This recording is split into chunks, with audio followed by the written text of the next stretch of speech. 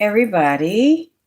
I wanted to stop in and say hello to you, talk a little bit, and wish you excuse me for the happy birthday. Well, some people might have a happy birthday today that maybe they were born on Mother's Day. I don't know why I said that, but oh, I love the hearts and I love you so much. Happy Mother's Day, and thank you for the people that wish me happy birthday. Excuse me, what the fuck? Why do I keep saying birthday?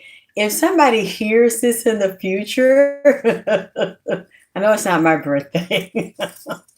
I guess I'm just used to when it's thing is always like a birthday thing. If it's your birthday today, please put in the comments later and say that it's thank you, baby. Thank you. Say happy Mother's Day. I also wanted to say I put my Cash App there. It's God9XX for my Cash App, and that's the one that is mine only. I control it. Nobody has a password. Nobody's taking any money in there and managing anything. That's mine. Also, that's God 9, the number 9XX, and people know my Cash App. It's my email, my Cash App and my Zelle, or my email, alexiskttylervp@gmail.com. One of my beautiful subscribers, she, hi Brianna, hi Keita, hi Annette, thank you. She said, I want to send you something for Mother's Day, but do you have control of the Zelle? I said, I have control of all of them. Has same ain't Arnett. Hi Arnett. Thank you. This is someone on your live has same name, Arnett. Okay. Yes, I just want to tell you happy Mother's Day. And oh my gosh, my son told me a woman told him this same thing. I didn't know she said it, but he was speaking to her. I think she's from up north somewhere. And she told my son that I've been like her surrogate mom. Thank you, babies. Thank you so much for wishing me happy Mother's Day. I'm trying to remember. I hadn't seen my son in person, as you know, for like 10 years. Had spent a Mother's Day with him. In 10 years, I'm trying to remember, what did we do 10 years ago for Mother's Day? We're probably at my grandmother's house because she always cooks, and she was a big matriarch of the whole family. And so we were all at her house. And that's probably what we were doing. I would always come over there. She'd always tell me she needed me to come over there. And no matter what I was doing and how tired I was, I would always go. So to have him in my house, it's probably since he was little that we did Mother's Day all the time until he started going over there. But today it's like surreal. It's hard to believe. And he said that women he knew, they started talking. He was like, "Do you know my mom?" And they're like, he's like, "Alexis Tyler, Alexis." And he's like, the girl said no. And then he Googled me. He said, "Here she is." He said, "Oh," he said, "She raised me." And I was shocked. I said, someone said that about me. And then I went on Instagram. Somebody sent me the same kind of message and was like, "Thank you," and wish me happy Mother's Day, and said that she had watched me for years and I had been a mother to help to raise her. I don't understand what I said or what parts of things I said that they got, but God, I've done so many videos, I've done so many shows, and they're all over the place. People chop them up and take their highlights that they like. Because I've been doing the video since 2006 when I was on cable, Comcast cable, People TV. And hey, Samuel. And did I get that right? Please forgive me if I didn't. Samuel Sabri. That's a nice name. Mona Lisa, I think. Please forgive me if I messed the names up. Thank you, Chandra. Happy Mother's Day. And then I know y'all said I should not address it when somebody says something negative, but I feel like I should. Someone said, was it yesterday? I think I woke up in the day before, and I blocked them because I don't go back and forth anymore with comments because they want your energy. They want your attention. They want you to say something to piss you off and make you engage them. If it's negative, I don't do it typing and I don't do it verbally. I'm not going to reduce myself to that anymore. I'm just tired of a lot of things.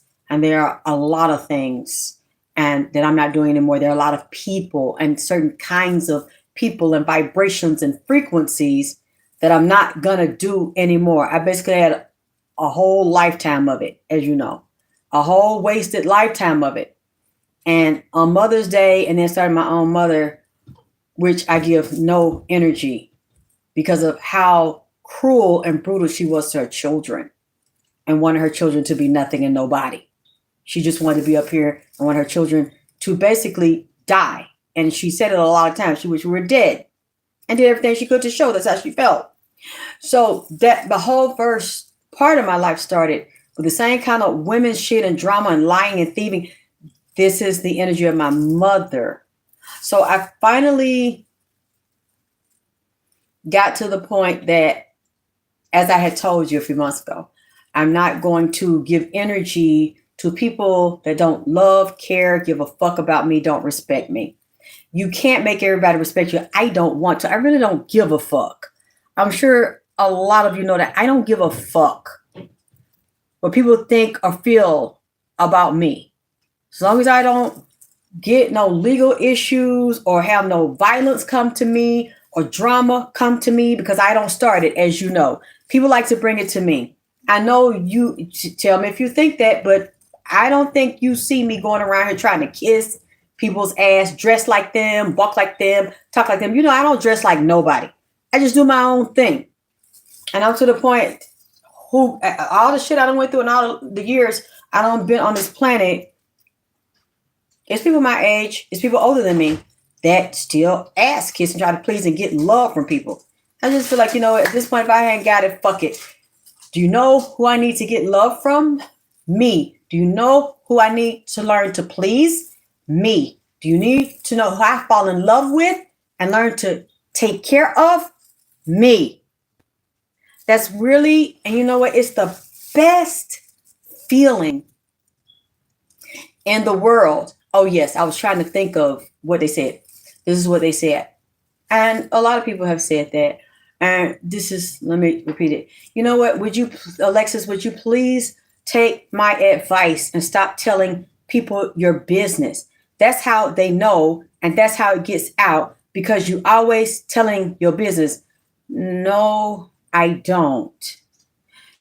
You don't know if I'm fucking three niggas and a crackhead bitch that wear a Jason wig on, that go around breathing hard all the time and knocking on my goddamn door. You know, I don't discuss that.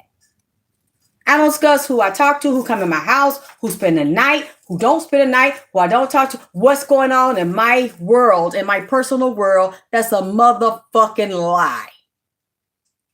Now, this drama that has come up with the ex-assistant that's a thief, she put this out there. She stole my money. She hacked my accounts and started telling these filthy, disgusting lies about me and my son. Now, if you go to your YouTube page and you go to your Facebook, all your social media, you say some shit about me, I'm not going to respond. I'm going to let you talk. But she took the passwords that she had from my accounts that she was supposed to be managing and working for me, blocked me and my son out of the accounts, changed the passwords, wouldn't give them back, basically stole all the personal and professional information, and then started telling a lot of lies from my accounts, speaking as if she's me. Now, you know, before that happened, I didn't even tell you. But the thing is, we weren't having issues before that day. At least me and my son didn't know it. But she said these spirits were coming to tell her and take her out of her body in Chicago and bring her to Atlanta and show her that I was doing black magic on her and my son was screwing a whole bunch of women, get his dick sucked at the strip club and get fucked fucking bitches in the ass. That never happened. None of that ever happened. So the day she does this is the day she texts me. I have the text. She's saying these things, and then boom, she goes and does this when I refuse to betray my son. But I still, to this day, as I said, the stuff she said he did, I didn't know he did it because he didn't do it. So when I say betray, it's not betray in the sense that I know he's running women in and out of here. He never screwed none here since he's been home. I don't know what he's done, where he's done, but I know at the strip club, he didn't do that because my son wouldn't lie to me about something sexual. Because I always told him to be very comfortable with your sexuality, be very proud of your sexuality, be with women that you can be open with that can also be open with you. So why would he have a reason to tell me a sexual lie?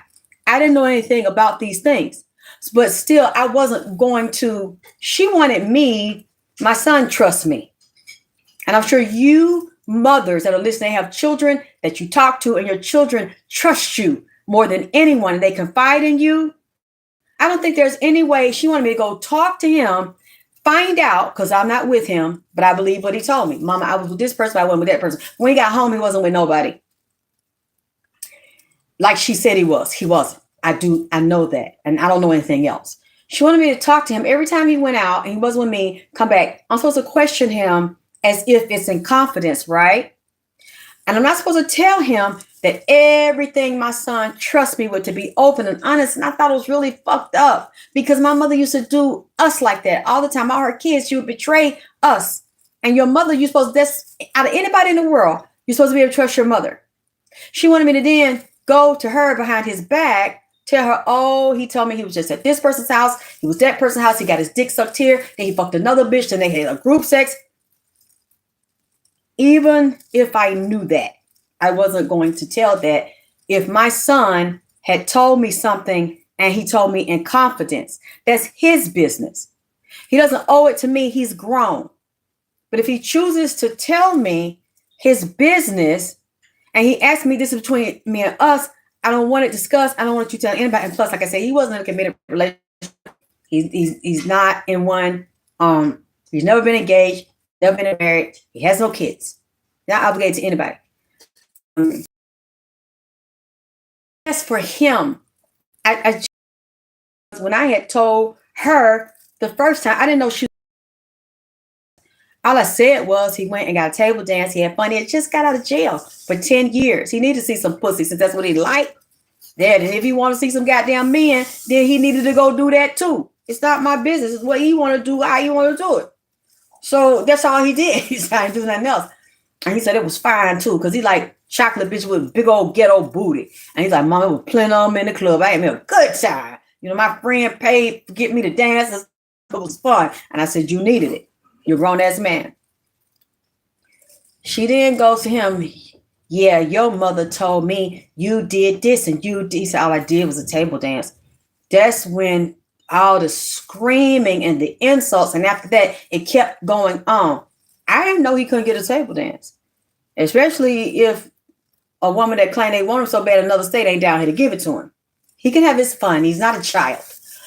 And he's not married. He's not engaged. None of that. When she went back and told him details, yeah, your mama did this, your mama said that, your mama said you do this, your mama said that. And when he came in my room and he looked at me and I could see it in his eyes, he was very hurt by it.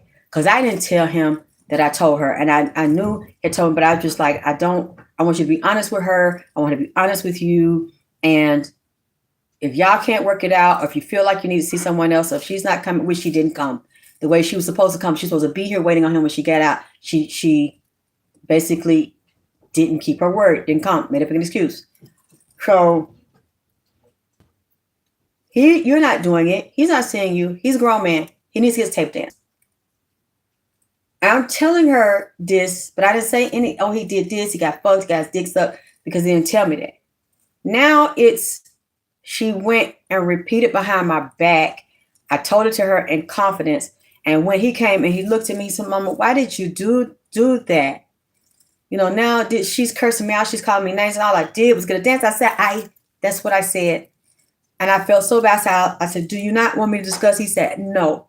If it's anything I want a woman to know or her to know, and I tell her myself, and I told her, and she still said I was lying. You didn't answer me. He said, I just answered. And no matter how many times he'd answer, she would scream to the top of her lungs. He finally let me hear it. I didn't know she was doing that.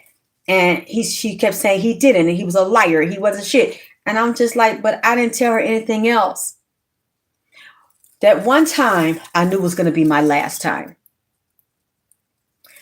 Because it's like your drive, it's like you act like you love me, but you're stealing from me. You're lying to me. And you want to be close to me, like you really, really love me and respect me.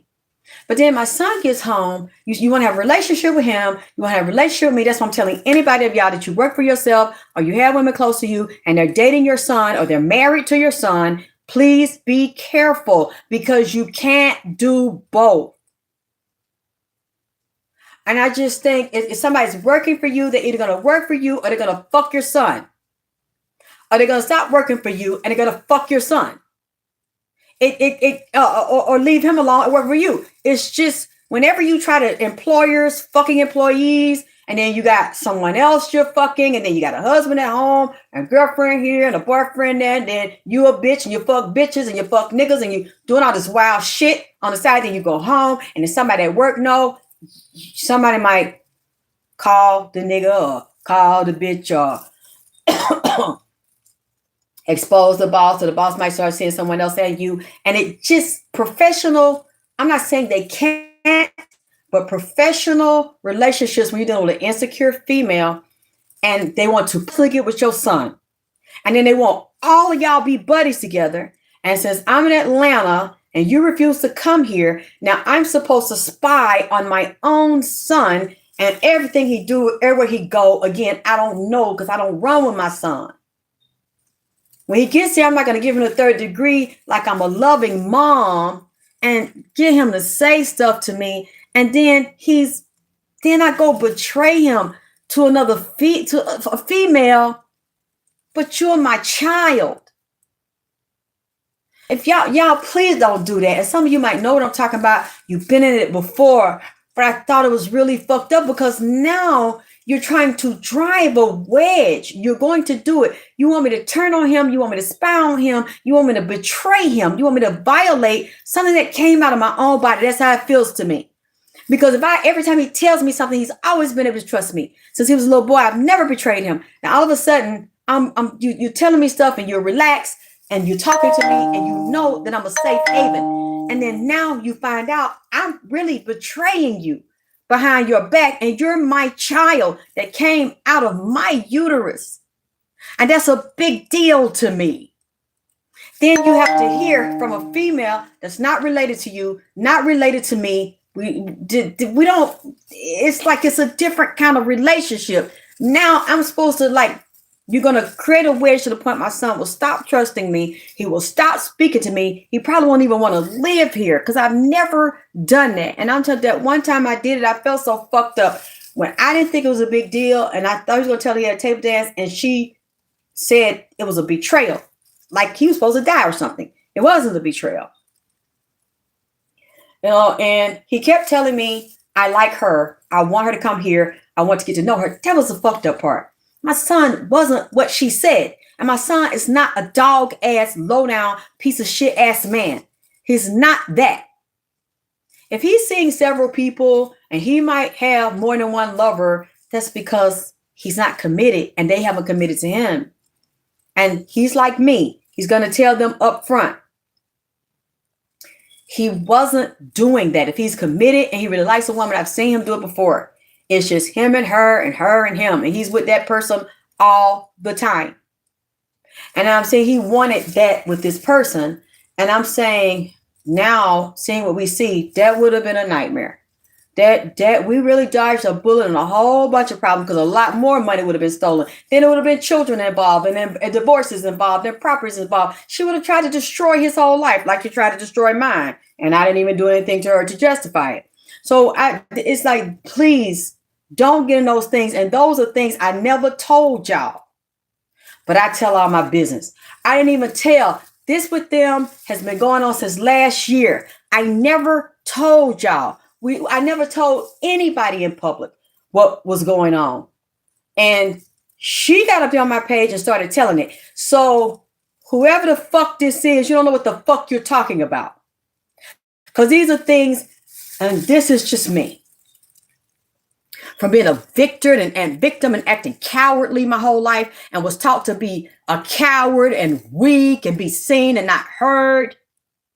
And this Southern belt, and treated this way by my grandmother, my mother, my family. And you have to learn to disrespect you. You have to learn to let people disrespect you. You have to learn to be a doormat. It's like in Georgia, I see why a lot of up north niggas like Southern bitches. Because we're taught to serve. We taught to please our man, please the preacher, please the church, be on the usher board, be in the choir. You taught to be every woman. Give out everybody sucking your titties and fucking you. But you don't get nothing back. You know, Jesus will fix it. Jesus will give it back to you. Be loving and kind, and you reap what you sow. No, you don't. Not when you're stupid, and not when you have any boundaries. And that's how it's taught to be, and nobody respected it. No women, especially women in my house, and most women that raise girls like that, and a lot of it goes on down south. They don't have a voice. They take their power from them, and they sucker punch them physically, verbally, mentally, spiritually, socially, sexually. And they teach you to be victimized. So now, if someone does something to me, and I know it's a violation, a really big violation like what she did, you damn right. She put it in the public arena first, not me. But since she did, and all of you started bringing it to me, did you see your page? Did you see what she said? You're going with your son. You've been pregnant by your son. Got abortions by your son. All this filthy shit. And it's on my pages. You damn right I'm going to address it. So I didn't bring my business to the public. She took it to the public. But you damn right I'm going to address it. And I'm going to stand up for myself. And I'm going to make the record straight. Now, if you have a problem with that, why are you on my page? That's what I don't understand. Why? And it's mostly females. Why do you take your time? It's so many people to listen to. It's so many readers. It's so many varieties of people and things to do. You know, you can see anything on YouTube. You can find someone that pleases you. But you said, Cornelia, hi, sweetheart.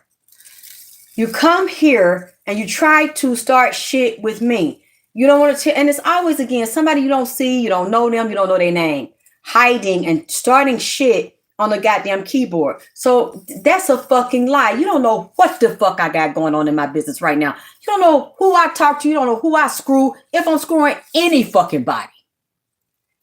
I don't give you a blow by blow of my day of 2025.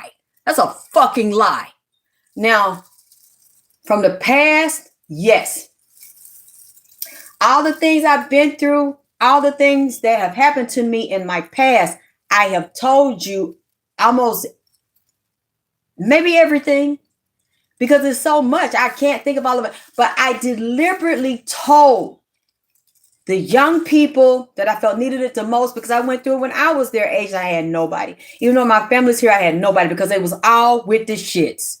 And they still are, unfortunately. But now I'm okay with it. I've come to terms with it. I can be by myself. If people don't want to love you, and they should. A mother gives birth to her children, she should love her children. But she doesn't have to.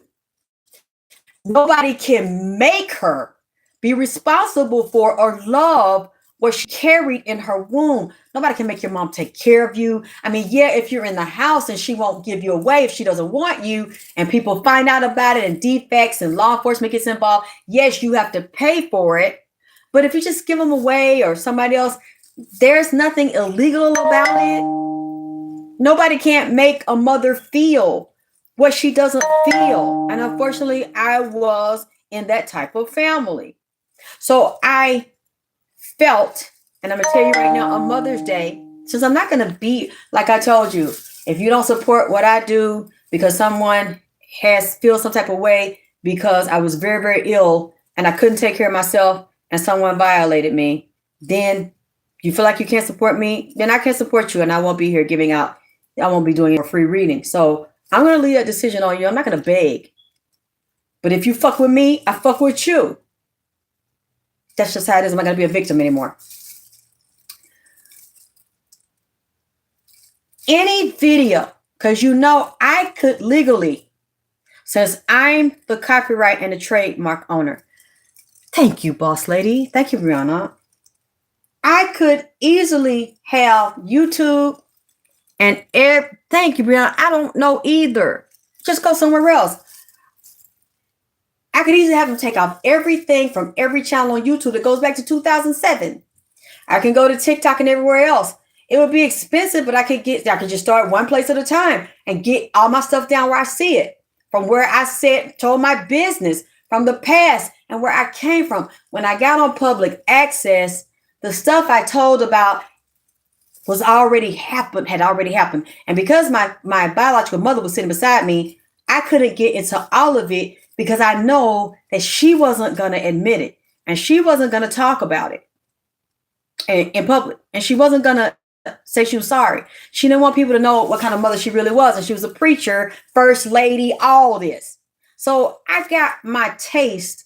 I'm not saying all of them, but I've been in that Bible Belt. I was born into all these preachers, seers, healers, teachers, herbalists. That's the bloodline I grew up in. I grew up around them. So she didn't, want anybody to know that. And I talk about vagina power, penis power, sperm power, spiritual sexuality. And what I have always said, the root of promiscuity, heartache, pain, attracting broken relationships, staying in them, abusive relationship. I don't care if it's a man letting a woman abuse him, something wrong with him. And it's usually what part of him is wrong. There's something wrong. The heartbroken, abandoned, and abused, wounded little child within him, the little boy. Spirituality, sexuality, dysfunctional relationships with yourself and with another person, and happy, healthy, whole relationships with yourself as you raise your frequency and you heal from childhood. It always stems from childhood. And then having healthy relationships with other people stem with you healing it in the childhood. That is always what I have taught. And I was always, because people are going to find your business out anywhere, or people that look at you and say, hey, I know you. To this day, my son's father, he told my son, I have people to start talking about, oh, it's this lady on the internet and on YouTube, and she did this video a long time ago, wash your nuts, and men need to wash their nuts, and they're gonna make you slap somebody out. He said, that's my baby's mother. And I'm like, he has an up north accent, my baby's mother. And then he saw his uncle that he hasn't seen in 10 years, who's his father's brother. And I think he asked how I was doing, your mom. And he's like, you know what? When I be at work and people would be laughing and say, I've seen this lady, I've seen on people TV, and she cracks me up, and she's real. She talks about sex and wash your nuts and stuff. And he was like, that's my nephew's mother. That's my brother's baby's mother. And I was like, he told me the other day, I said, what? He said, he's like, yeah. I'm like, I was surprised I told people they knew me. And I was like, yeah, they tell people that they know you, Mom. And people in their family will watch you, and my cousins on my dad's side, my uncles and stuff, they all know you, they watch you. And a couple of them had met me, when I had my son, and I didn't know, God, what I was going to do, what I was going to be, where I was going to go. I was a young girl, and I had this baby by myself, and my mother was causing so much drama between me and him, and telling him I was a prostitute, I do this and that, and I didn't. And I tell them what she had done and was still stalking and harassing me. Speaking of that, I thought about it the other day. As I'm dealing with this, and I'm learning to deal with it as a woman, and to me, it's not a mature woman to go back and forth with someone on the internet and on the live and in comments. You notice I don't do that anymore, right? And some of you all would even tell me not to do that. And I thought about it because people are going to think what they want to think. You can't control it. If they want to feel that way about you, they want to believe it's best. Okay, just fuck with the people who fuck with you and who love you and support you. And that's it. And I finally learned as I released the hurt from my mother saying that, and that same spirit has jumped into different people over the years, the spirit will continue to jump. Somebody does you like that, y'all stop speaking. Another nigga fuck over you, stop speaking. Another so-called friend fuck over you, stop speaking. These people are drawn to you. And this is what I've learned from my experience. They're drawn to you because of your pain. You are not, I don't care what these people say, because I know I'm not a bad person. I never stole anything from anybody. I never stole no money. I never betrayed an elder. Somebody was older than me and was sick and needed me. No, I never did that. And I waited for somebody to come out in public and say I fucked over or stole from an older person if I was younger than them and disrespected them and violated them. That's not me. I always tell people my problem is I used to give them my last. Like y'all know, y'all see me feed people. Hell, I don't feed just them. I feed the bitch. I feed their babies. The babies start liking me. Want to call me goddamn auntie and shit. And they don't like the shit because the child, they energy, they like my energy.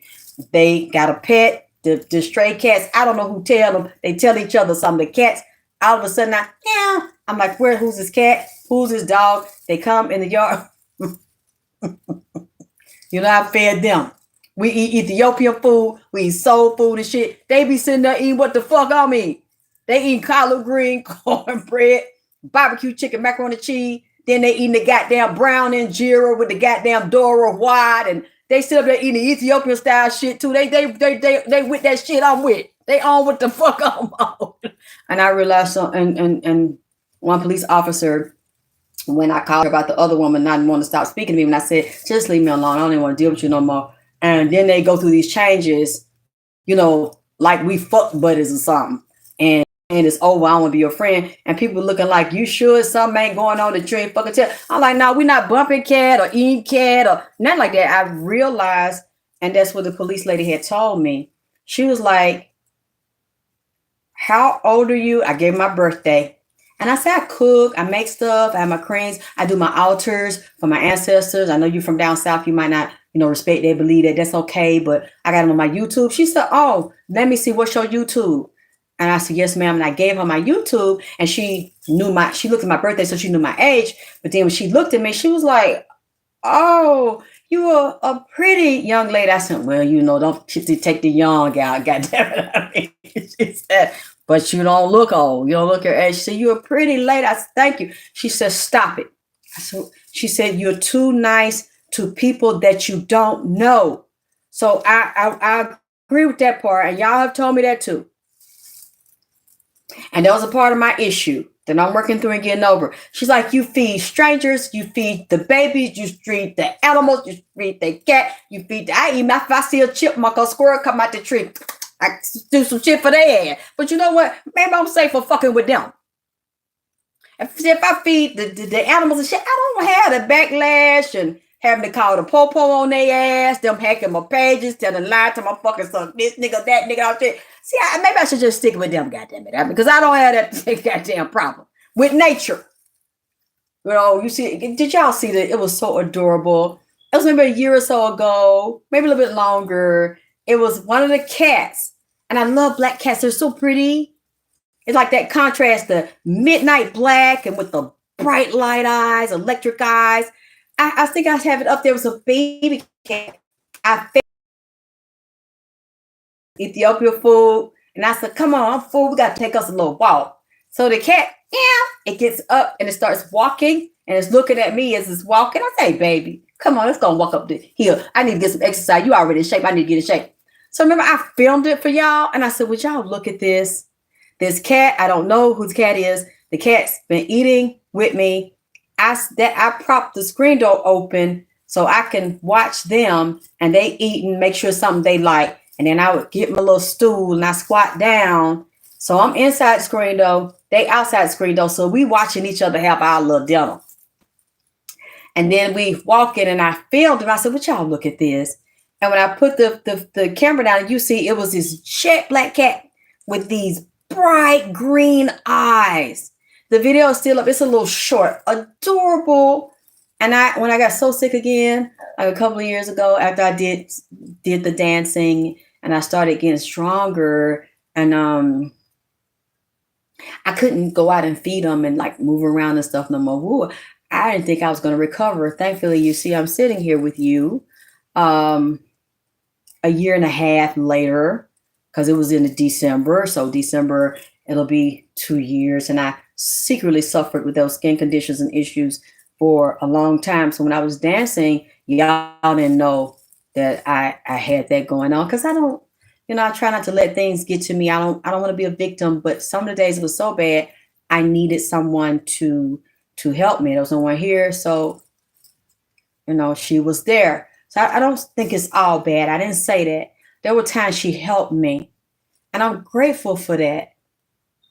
I can, I don't want to be in a place of bitterness and rage, even though I'm not going to take responsibility for what somebody else did, because I trust them. But there was times she was there when nobody was there, because my son wasn't here. And it was time she did take care of me. I don't care. Yeah, she did wrong and she got that fucked up shit. She said she knows a fucking lie, but I'm still going to give credit what credit due. I'm not going to sit here and tell lies and she wasn't this and she wasn't that. Yeah, she stole from me. But there were still things that she did for me that my family wouldn't even come do. And I know my son wasn't here, so he couldn't. It wasn't that he didn't want to. He couldn't help himself. And I was still having to help him. So I'm choosing, you know what I'm saying, to look at it like that, because I don't want to be so full of stress and rage where I can't sleep. My nerves are fucked up. Then I start looking fucked up because I cannot rest and I'm tense all the time. And I got all this anger. I don't want to be there. Yes, I'm still going to do what is right.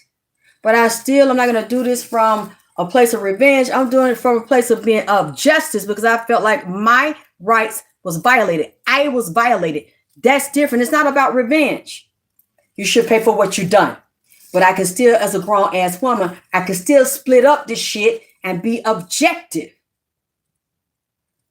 And it's because of what the comment the lady made. Let me tell you something. I don't give a fuck about none of my business, Like I told you earlier, I can go get all this shit taken down. Everything I told you, I can erase all them videos right fucking now.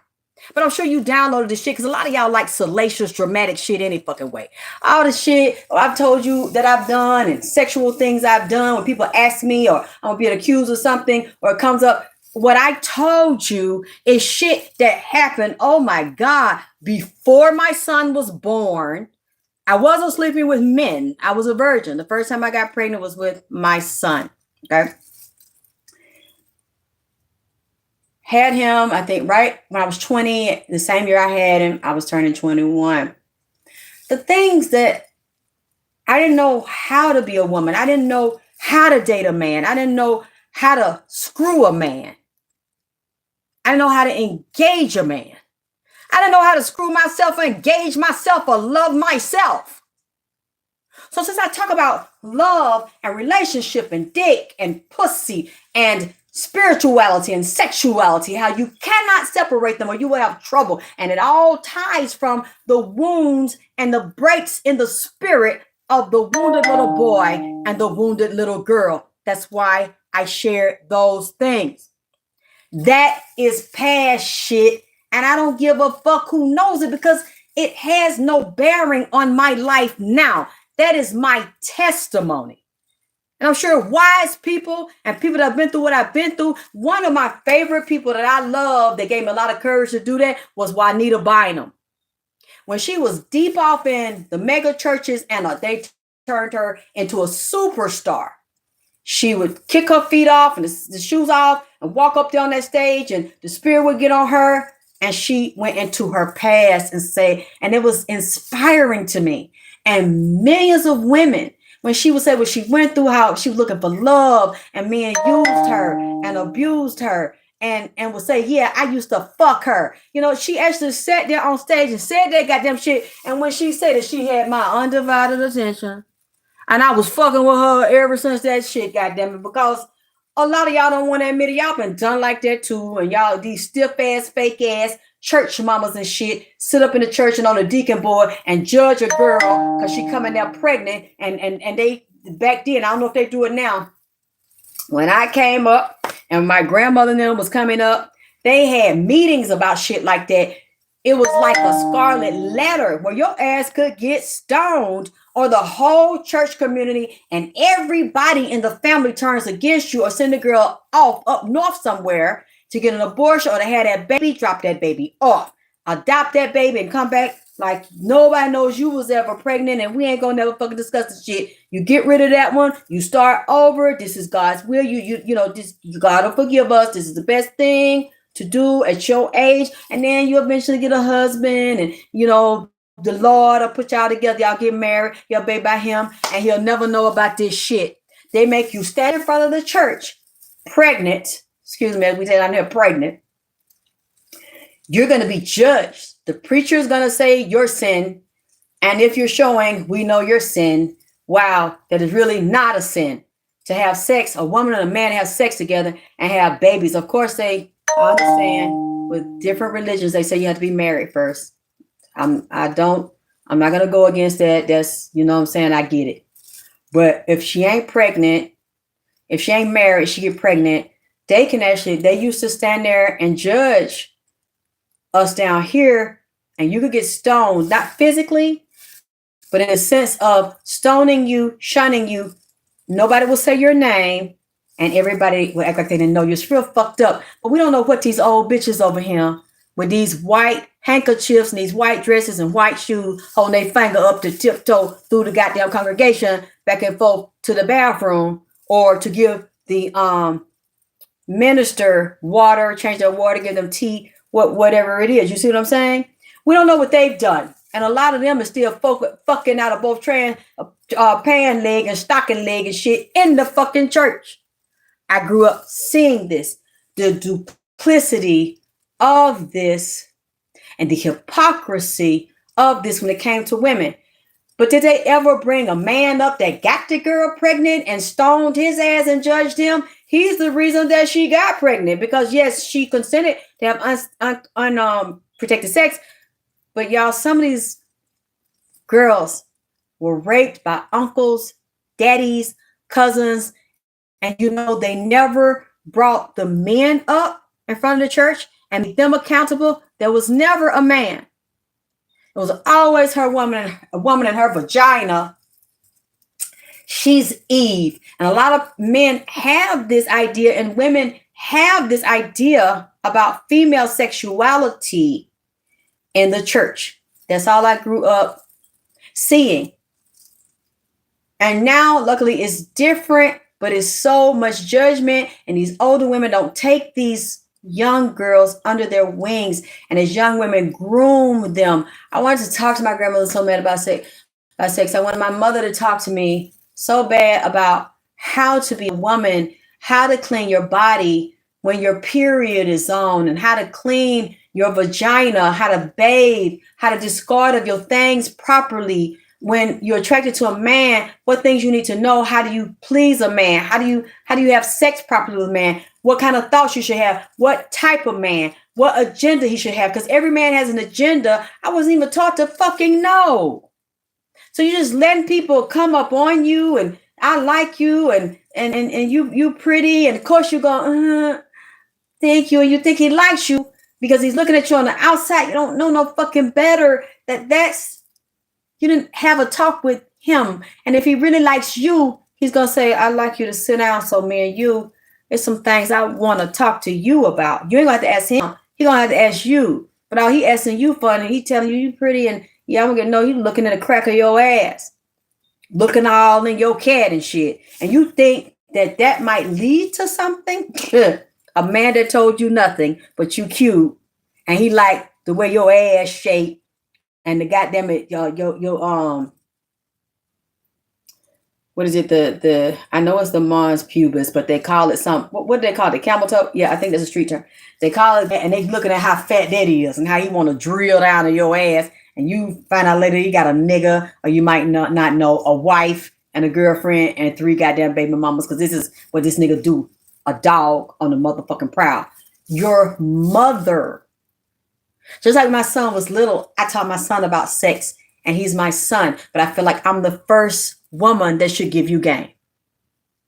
You should never be insecure with a woman about your body, the shape and size, the height of yourself, your penis, the size of it, how to use it. You need to get familiar with it. You need to be comfortable touching it. You need to know what it is. And you need to get with a woman that likes you, likes your body, likes your penis size, because some women can't take a man unless he got about 10 or 15 goddamn inches. So she gonna make a man feel bad if he got 8 or 9 inches, goddamn it, because she run.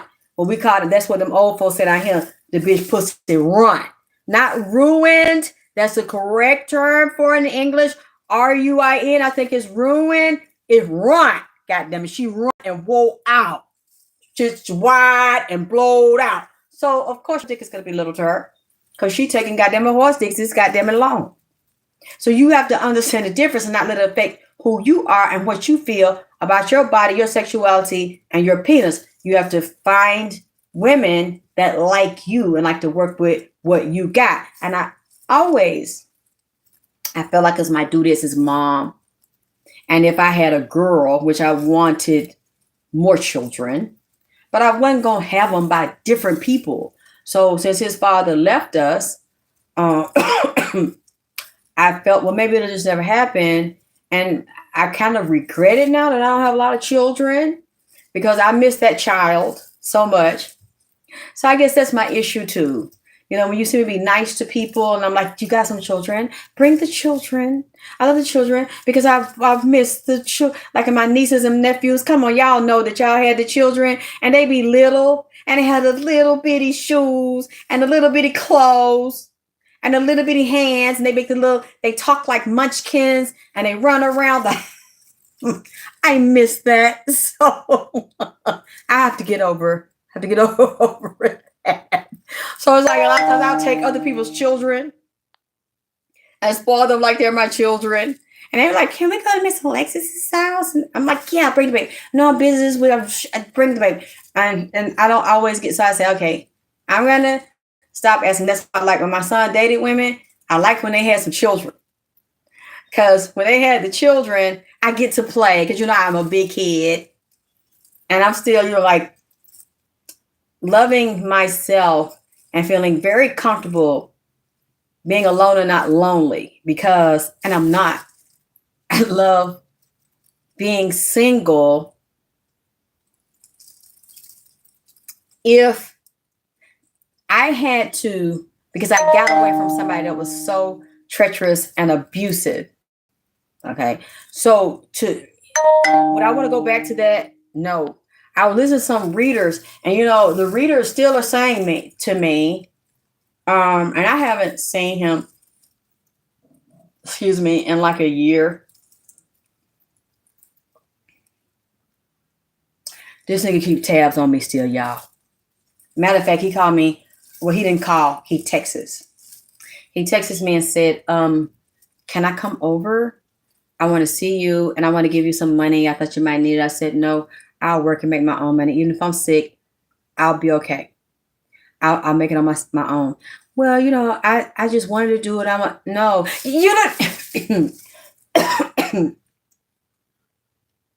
I'm trying to keep my cool.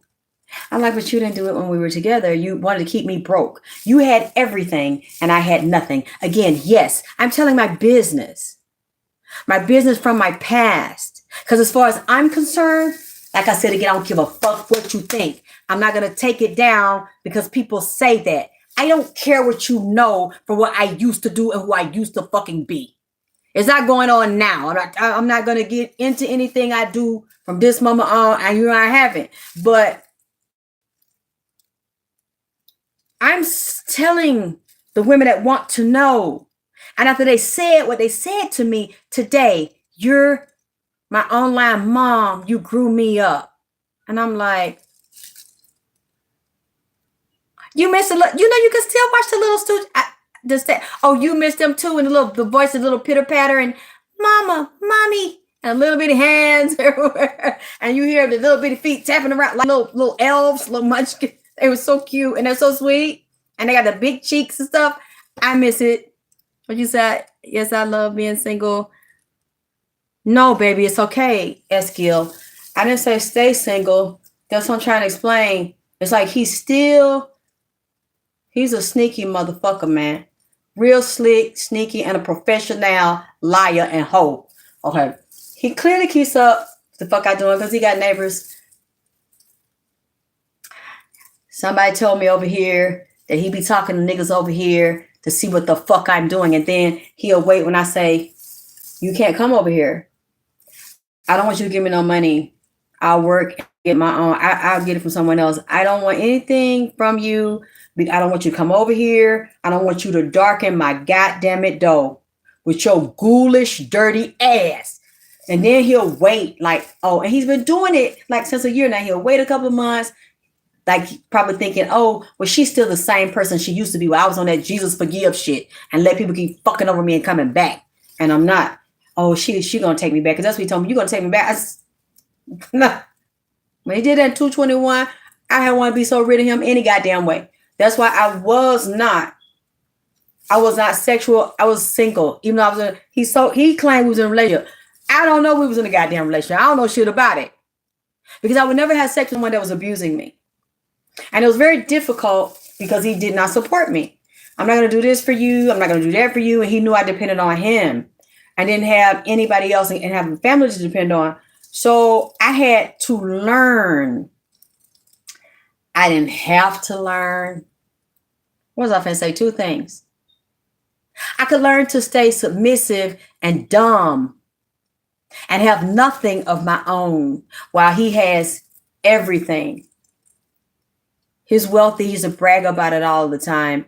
But for some reason, I don't know if y'all met people like that, either a man dealing with a woman like that or a woman dealing with a man like that, where they want to have everything and they want to make sure they strip you. I guess they think because you won't leave, you won't go nowhere. And he was saying to me, my friends told me how to handle you. My friends told me how to treat you. Yes. And I was always a good woman. And now you act like you want to see it. And then your friends just made you lose me. I tolerate this nigga 20 years. And I tolerate that abuse because he had all of this money and he jammed me and he knew I didn't have any other resources, nobody to depend on. And he was like, well, if you don't want to be with me, that's fine. But then, well, if you talk to another man or if you go out and date one, even if I didn't bring him in the house and a neighbor, he's like, it's the police in the building. They spy on you for me. If they tell me that you go out of the house, now we weren't really together. And you go out and date someone, you get the fuck out my house. Like, bitch, I'm putting you out on the motherfucking spot. And my son was little. That's why I share these things. Because I know it's women that were young and dumb like me. Not dumb in the sense of being illiterate. You just weren't taught. So you thought you were dumb because really we didn't know our power. We didn't know who we were. I'm telling these stories to you. So yes, I told my business. I'm going to leave this up there for the younger people that want to hear it, that might be motivated and inspired by all the fucked up shit that I've gone through, and I'm still living. I'm still here. All the near-death shit, all that. I told that because that is my testimony, and I've told my business to inspire. Now, you're not inspired by it, and you think, well, this bitch, she shouldn't have told it. That's you. Don't listen. That's just from the place where I didn't know. I was divine. And everybody that came in my life, male and female, fucked over me. And I had to learn who I was the hard way because nobody that was an elder and I was reaching out. You the first lady of the church. You're a preacher. You got all this knowledge and wisdom. I'm trying to talk to deacons. I'm trying to talk to ushers. I'm trying to talk to other powerful women in the church that I admired and I wanted to be like them. And they wouldn't tell me either. And they would just watch me fall. Watch a young girl fall. And all this stuff I didn't understand. Because it started with my mother and they were all her friends. And it started with the abuse. Like when people start abusing their kids and they never right the wrong. And they never help them heal. They don't go to therapy with them. I think if anyone is fucked up from your childhood, if your mama did it, your dad, whoever, they should be right there with the therapist. And you should get some meds too, bitch. because you are the one, or your daddy or your uncle, whoever did you like that. They are responsible because they were older than you, or you were babies. I didn't have anybody to right those wrong. They just tell you, shut up.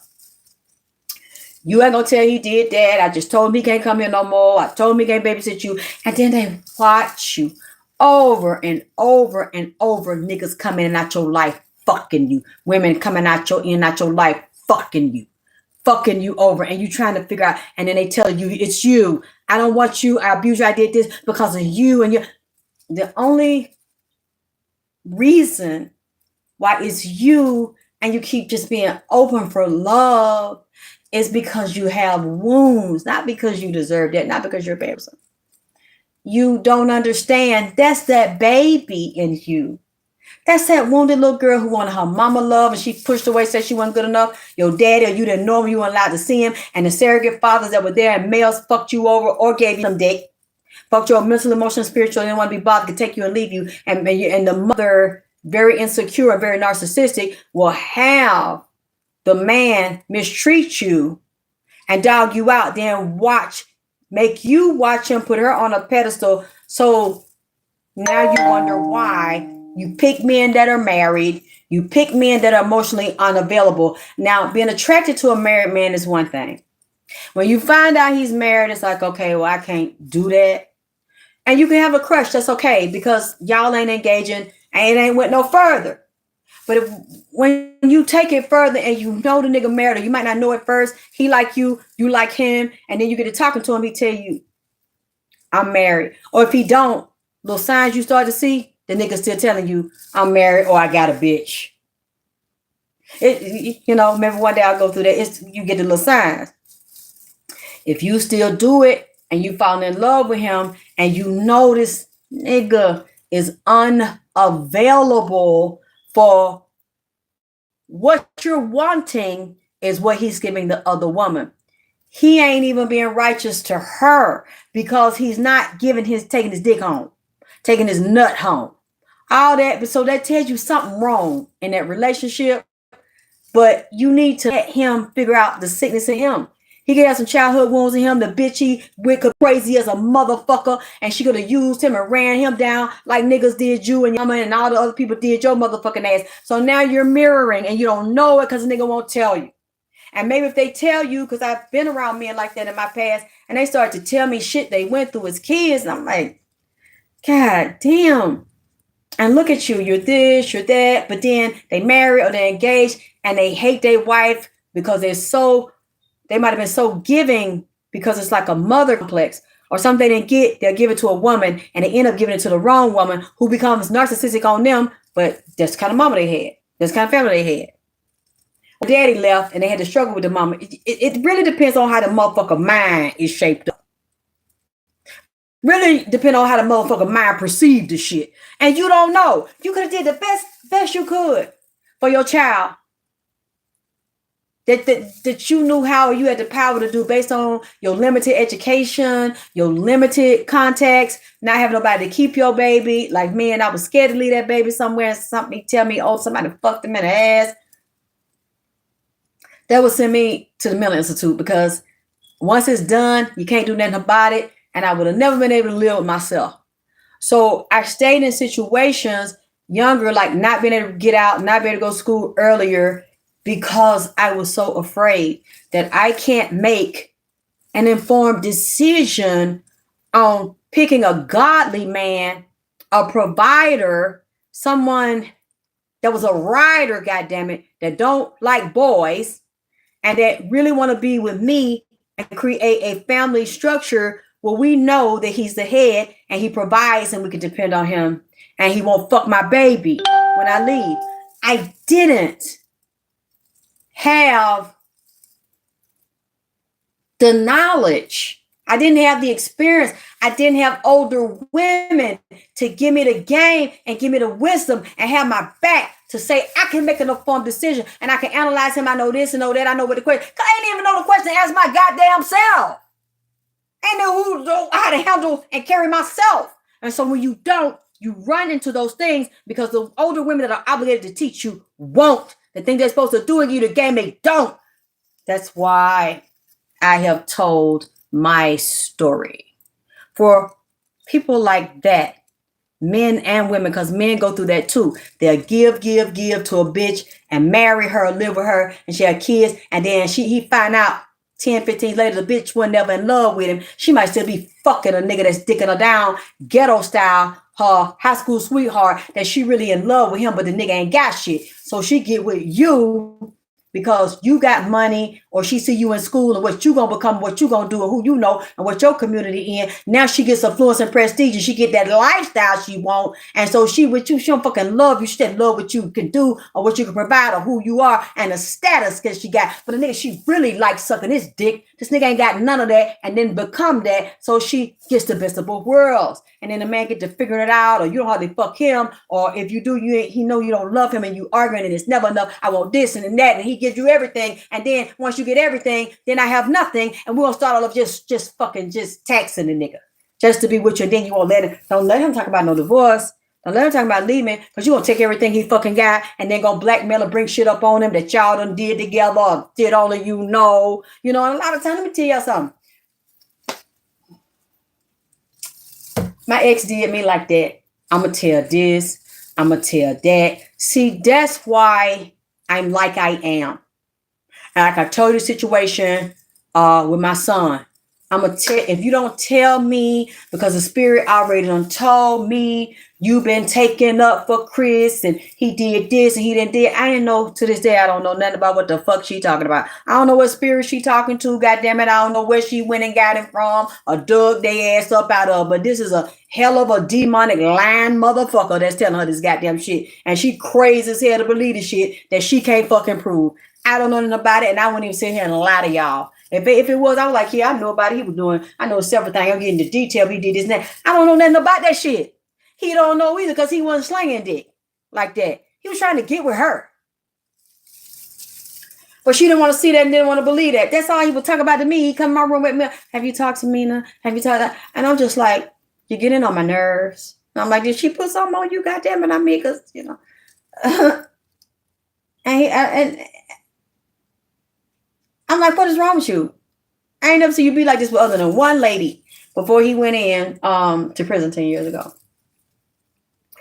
So I just thought what the fuck I was going to say. I just lost my shot right quick. Yeah, I was talking about women and dogging them out. And when she said to me, I'll tell your business if you don't tell me what he been doing, because y'all been playing in my face and he been fucking bitches the whole time. He wasn't. And I said, you know what? Tell, because it seems like either you've been telling already behind my back, or it's that you want to tell.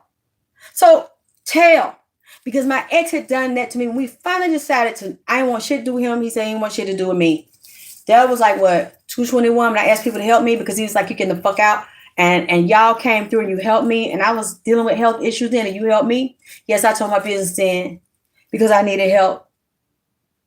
And y'all came through and helped me. And as you can see, I'm still here. I don't want to fuck with you. I've been want you gone. I mean, it was just really abusive what he did. And then he's like, yeah, and if you don't get out, I'm going to tell this, and I'm going to tell that, and I'm going to go tell you did this, and I'm going to go tell you did that. See, men, if you're going through that with bitches, if you're going through that with bitch ass niggas, I know about it. I live this shit.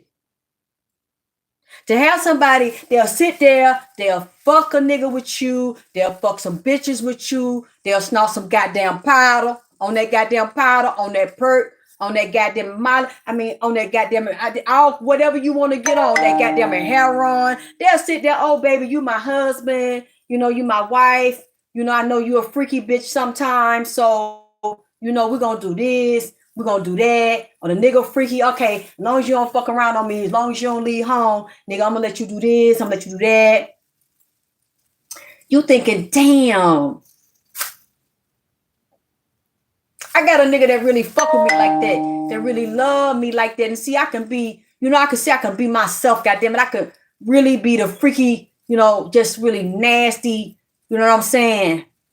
Spiritual, sexual goddess that I want to be. Oh, I'm so in love. Nigga with a bitch. Oh, yeah. You can bring a bitch home. You got maybe homosexual tendencies, you was molested when you was little, and you might be curious or bi-curious. You know, we can get real high, get the motherfucker on what he like, or get the nigga over high, have him do some shit. Oh no, I know you're not gay. Oh, I know that you just look curious. Try your little freak side out, and do you know which side you want to be on? And oh, you want to be with me, but I'll let you freak out sometime. That's between me and you. This is what I realized, because I've been through the shit. And I'm not telling y'all to be like me, because sometimes you can't. You said they had issues because their mom. Yeah. A lot of men get on drugs, they be hurt, but a man can't. You can, but they don't know people like me and people like you that's been wounded, and the light beings and the earth angels that you can tell them and you can cry. Because my man's not weak because he cries. He's weak because he's crying because he's in pain, and he's a human being and he has feelings, not because he's weak. And it's not that men are not supposed to cry. You just don't have to cry in front of everybody, of course, but that doesn't mean that you're weak and you're a wuss and you're a pussy and all that. No, I like a man that could open his heart to me, his ass to me, his mind to me, his soul to me, and cry and tell me, look, this I can't get over what happened to me. I never really discussed it with the bitch I was with or the wife I was with, whatever. But this happened and that happened, and I'm so ashamed and I'm embarrassed, because they can't trust women, because so many women will betray them, and then women can't trust men because so many men will betray them, and then think you weak and look down on you because you tell them what you went through, and you might cry. It doesn't make you weak, because y'all know I'll cry in a goddamn minute if something really that touched me, but doesn't mean I'm a weak bitch. Y'all know that I'm not, and I'm with the shits. God damn it. So if a man does that to me, and I know we've gotten closer, we're getting closer, and he's vulnerable enough to trust the space of my physical house, my mind, my titties, my pussy, my ass, and he can relax and let the wounded little child and everything in him come out and bear his soul to me, I'm going to grab him. And I'm going to hug him, and I'm going to love him, and I'm going to embrace him, because the feminine is supposed to receive, and she's supposed to nurture. She's supposed to heal. A lot of these bitches, and I've heard people in my family, women in my family do it. You pussy ass nigga. You bitch ass nigga. You leaving me. Then I'll tell that you was fucking me and two bitches, and that you fucked the bitch around the corner, and the nigga watching. I'll tell that you own dope. And I'll tell that you robbed that bank. Goddamn, you say they want when we get the new house and the clothes and shoe. I'll tell what the fuck, and you be selling dope, and you be her. You see what I'm saying? Now this man is doing that for you and providing for you and building a family with you. And you sitting there down with the shit, and you reaping the money and the benefits and the clothes and the cars and the shoes and the furs, all this shit and the prestige. Now this nigga done pulled you up out the fucking gutter. Now, when you're saying, you know what, I see you not what I thought you was, and you're not sweet and innocent and trustworthy, you really is a narcissistic, sick, backstabbing, two-faced, sneaky ass bitch. And I just, and beating the man up mentally, emotionally. Some women get physical. Men just don't talk about it. Call the police on the nigga, said the nigga did it to them, and create hell, want to destroy this man's whole fucking world because she's a dirty bitch. She knows she been a dirty bitch, but she feel like we were married, so nigga, you gonna take this shit, because how she wanted the money, because she fucking a nigga she like on the side and giving him the money while she taking the money from her fucking husband and treat him like shit. And then that's when the blackmail. See, that's what I'm trying to tell y'all. I have been a victim of the goddamn. I'm not gonna say I was a victim of the blackmail, because I think y'all kind of know me at this point. I was a victim of the blackmail attempt. God damn it. I'm not gonna say I cannot be blackmailed. It depends on what it is. But I'm just saying, y'all know, for the most part, I'm real, not a liar. I'm honest. I'm real. What you see is what the fuck you get. If I don't want you to know, I'm not gonna tell you. But when somebody says, even if it bothers me that you violated me and you betrayed my trust and I didn't betray yours, and you go out and say all these things, and if it's like, if you don't do this, I'm going to steal from you. And if you do tell me, I might remember where your passwords are, and I won't tell your business, I won't fuck up your pages. See, that kind of thing if somebody does that to me, I'm going to be like, just go ahead and tell, because it's clearly what you want to do anyway. You want everybody to know me, you want everybody to know my business, but that shit she said is a motherfucking lie though. That ain't my business. I ain't never said up and told nobody I did this with my child, and I did this to my child, and that to my, that shit is a goddamn lie. That shit is a motherfucking lie. But if you want to tell it, then that doesn't show a lot about my character, who I am, because I never did it. It shows a lot about you though. To work for someone, betray their trust, get close to them. I'm depending on you to do things for me and handle money things for me when I couldn't walk, I couldn't leave my house, I was physically impaired, and then you do that, and then you get out and tell. Nobody's going to ever trust you with their money or work with you again if they find this shit out. I bet you they're not going to trust you, so you think that's cute, and yeah, it was. To violate my trust and do some slick shit like that, yeah, you did your thing. You did your thing on me, baby, but anybody that say know who you are, they'll never trust you now. They got damn money. I'll tell you their motherfucking business. Get trust knowing that. See, let me get to that in a minute after I finish this. My ex did the same thing. He told me he didn't want me. Get out. Turns around and then want to fight me like a bitch, like a female. Then want to try to, well, I'll tell this and I'll tell that. But let me kind of know that, I mean, we could work this out if you do what the fuck I want you to do. And y'all knew what that was, and I ain't want to do it. So I said, well, just tell on me, goddammit. I mean, if I had to leave, then that's what it is. But we're going to have to negotiate this back and forth, because you just not finna fuck me no more and stab me in my ass and I just bleed and cry and let you do it. No, now you have brought out a part of me that you haven't seen. I never fought you in 20 years, but I will fight your ass now. And see, you have to realize no matter how bad that is, you also might have to thank that person, and you might have to thank God and your ancestors for letting that motherfucker do you so greasy like that. And drag you like that, goddammit. I mean, and put you out in public, and y'all finna put, and then the nigga, this is what I lit. Whoever this message for, and yes, I'm telling my business.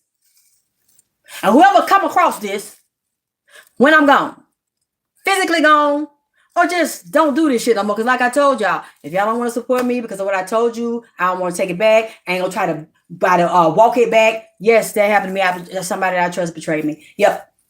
And if you can't take that, and I have my accounts now, y'all see I'm stronger now. I'm not where I want to be, but I'm strong enough to get up and handle my own business. My baby got me outside and took me out to eat. I ain't been out to eat like I told him, been in a car that was an Uber or something. It's still a car since this time last year. When I went to the doctor, my face was black. I hadn't, but this is May. Yep, because I was going to the doctor. It happened in April, going to May, and then really I created a formula, and it didn't start really brightening up to August. That was the last time I was in a car. I ain't want to stop nobody to see that shit because it looked so fucking mismatched and funny. That's the first time I've been out, and I felt like a child. You know how them dogs, when they be happy, especially if they be like a Labrador retriever, some shit like that, when they hair a little bit long, got 2 or 3 inches of long on there, and they be like long hair, don't care. You let them get in the back seat and they can crack the window, they be just hair, they be out on their head and the hair be, wind be blowing through their goddamn hair and shit. I felt like a goddamn Labrador retriever the other goddamn day, because I'm out the window down, I'm like, who's this and that, and I don't remember the street, and I'm looking at shit, I'm like a child. That's out there, like, you know how them dogs be and them animals too be out there just looking around. I had the wind just blowing in their face and shit. I was like, look at this, and I was so, my son, I said, well, how you feel? What do you think? And he was happy to have me out. Because my son be looking at me sometimes like, really, Mom? Like, really? Because it's probably like that little girl come out of me. I'm like, don't you want to do this? Don't you want to play this game? He's like, no. I mean, I do if you want me to, but I'm finna go in here and lay down. You done fed me. I got that itis. I'm finna go to sleep. Or I'm finna chill on the phone. I'm like, why won't you? Then I'm like, okay. Stop. Because he probably doesn't completely understand.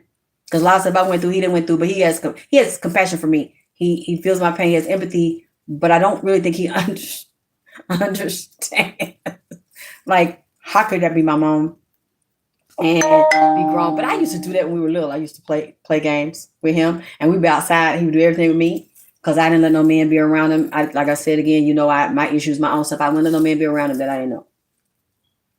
So I guess he probably feels like, really, Mom? I get out 10 years later, you still play for like a kid? You want to play this with you and that with you? I'm like, yeah, because that's a part of my healing. And that's why I'm putting these things out. I've given you all enough to go on. If you never see me again, I have so much stuff. Like I said, almost 20 years of shit. I've been out since 2006. And it meant everything to me. Like I told you the other day, when people say I was in school, I was at Morehouse, I was at Spelman, I was, in this state, I was in that state. Excuse me. Then I went to law school. Then I went to medical school. And I see you got me through, and I still watch you, and I love you, and you did this and you did that. When you taught me this, when you said that, and I'm like, really? Men and women were saying this. So when lady said it today, you've been my online mom. And I'm like, I wish I would have had the pleasure of meeting people so pleasant and so kind that I don't really meet women like that. And that's unfortunate for me. I hope that changes because I know how I am. And all of you that follow me, no, I'm not a dirty person. No, I'm not a thief. No, I'm not a treacherous person. It just bothers me because I haven't met a lot of that. I think a lot of you all are like me. I just don't know you. Unfortunately, I can tell and I can feel it who loves me and who doesn't. But yes, back to that. And I'm sure some of you women can relate to what I say. Well, nigga jam you financially and he jams you sexually. What I mean by that? You don't have much money to take care of yourself. You know that you basically trusted him to surrender because I don't want to be out like that. I don't want to be out there sucking dicks, selling pussy, staying with this nigga, staying with that nigga. I ain't want my son to see nothing like that. So I'm trying to be with one person thinking, maybe we can get married and we could be together. We were talking about, he's like, yes, I want to be with you. I want to leave everybody alone with you. And then he's like, oh, my friends told me not to do that.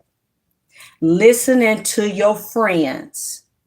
Your friends don't know me. They ain't never met me. They ain't never slept with me. They ain't been around me. But now your friends telling you, well, the way she look, I wouldn't trust her. She probably a hoe. She'll do any goddamn thing. And he knew my heart. He knew my spirit because he was always around me. I never did no shit like that. I was never that kind of a person. People will make you that way. See, I see why a lot of women don't give a fuck because they've been good women. But because of their physical appearance and they were like earth angels and just fucking beautiful, a lot of men and even a lot of women dog out women and beat them up. They don't want to believe this is true. You gotta be putting on an act. You gotta be lying. You're a scheming, con and scamming bitch. Because there's women out here that do that. And so they, instead of getting to know you for you, oh, my friends told me that you don't want me and you don't, because of my age, because he was older than me. I wanted someone older than me. I didn't want anybody my age. And, I had that father thing going on. So now I don't have the father thing anymore. Ooh, he broke me out of a lot of goddamn shit. This is a childish motherfucking young old motherfucker. You see what I'm saying? So, and all his friends, they had to tell him about me. She ain't this, she ain't that. Don't do this. But he would come back and fucking tell me. So I'm like, okay, why do you want to keep me trapped? If you're saying I don't want you and I'm no good. See, they play those games. That's how can I? Ooh, you know what? That's another show. We don't go too long with that on Mother's Day. I'm just sharing you things that I learned, and I'm not angry. I'm sure you don't sense that. I'm not uptight. I'm just wanting to give you, some more of my business. Because I know if some of you are not going through it, you have been through it, or some of y'all might run into this. And I'm telling you, no matter how much you think you love them, you got kids with them, and it's hard because it was really hard for me. And at the same time, I was half dead. When he did this to me, 221, I'm dealing with the issues.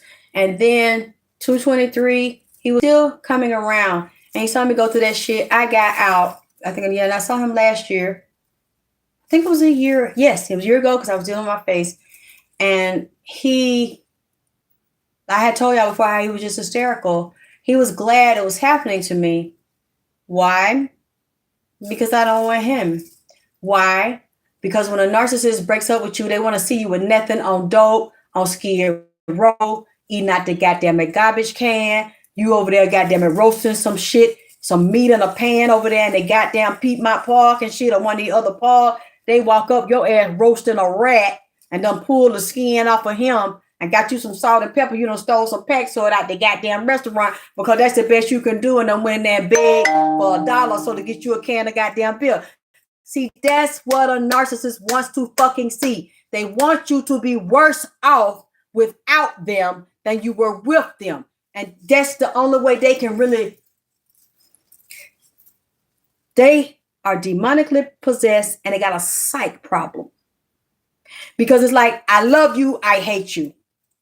They're going to love bomb you. They're going to draw you in. You're like, wow, I've been looking for a nigga like this. Ain't never, I done hit the jackpot this time. Goddamn, this is an older nigga too. And he know how to treat me. He know how to take care of me. I didn't ask for Birkin bags and none of that shit. I just wanted love. And I'm like, whatever you got, I don't want that. We can build on our own. I don't mind adding to it and working, and we build an empire together. Oh, no, you ain't going to work. And I will work. I will come, I will be with you. You teach me and I'll go to school to whatever your business is so I can handle things in that bit. No. Then that's what. Say they want to work with you and build stuff. Then when you with it, I think you need to just stay home and take care of this and that and just be there when I get home and please me and satisfy me. Meanwhile, you have no job opportunities. You're not being able to educate and grow because they have the money and then they jam your money. But at the same time, my friend said, you're a goddamn gold digger. You're a no good bitch, a freaking horse bitch that'll do anything with anybody. And I said, that's not true. Well, see, that's what my friends said. And I believe my friends and they don't want me heard and they wouldn't lie to me. They lying to you now. They get you, they trap you, they love you. Once they got you relaxed, then narcissists have short attention spans, okay? So when they in love with you, and once they got you to thinking you love them and you care about them, then it's, my girlfriend's booty was a little bigger than yours and it didn't have no dents in it. And she had her titties sit up higher than yours and, she ain't had no stretch marks and, she on the Jet magazine and, so, see, watch men that do that because I've seen men that taught men to treat attractive women that way, beautiful women that way, to get them to talk to you, and you're not, they was ugly as fuck, okay? And they, to get them an ugly nigga, get a fine bitch to talk to them, a lot of times they will insult you first. Or they'll get with you, and you're happy, and they seem to be happy, and you think everything's okay. Then they start dragging you down.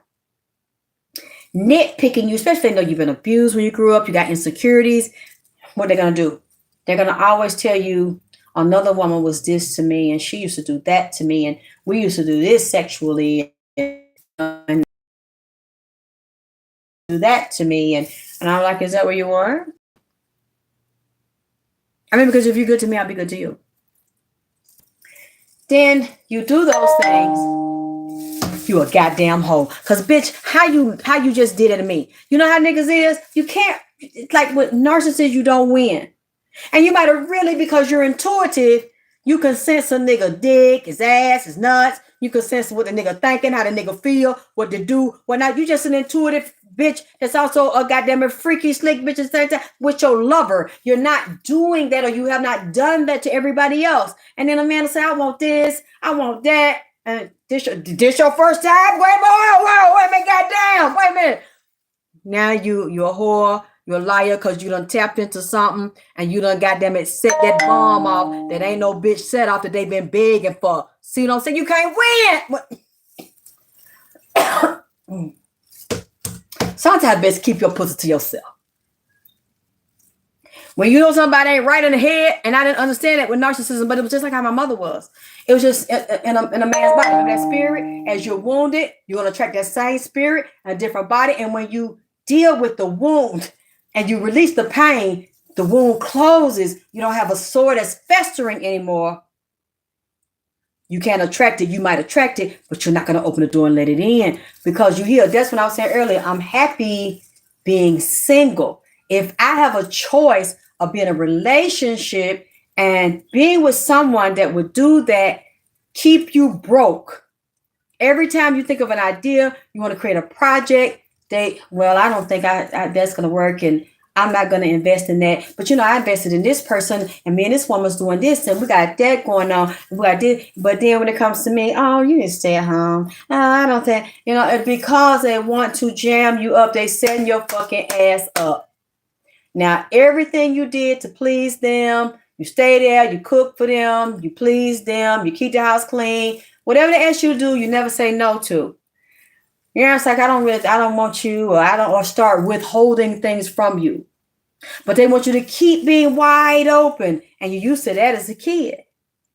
Because you always got your arms wide open for your mama and your daddy, and the one don't fuck with you. And you want to be loved by your mommy and your daddy, and they don't want to be your mommy and they don't want to be your daddy. So the wound is still there, and you're looking for it.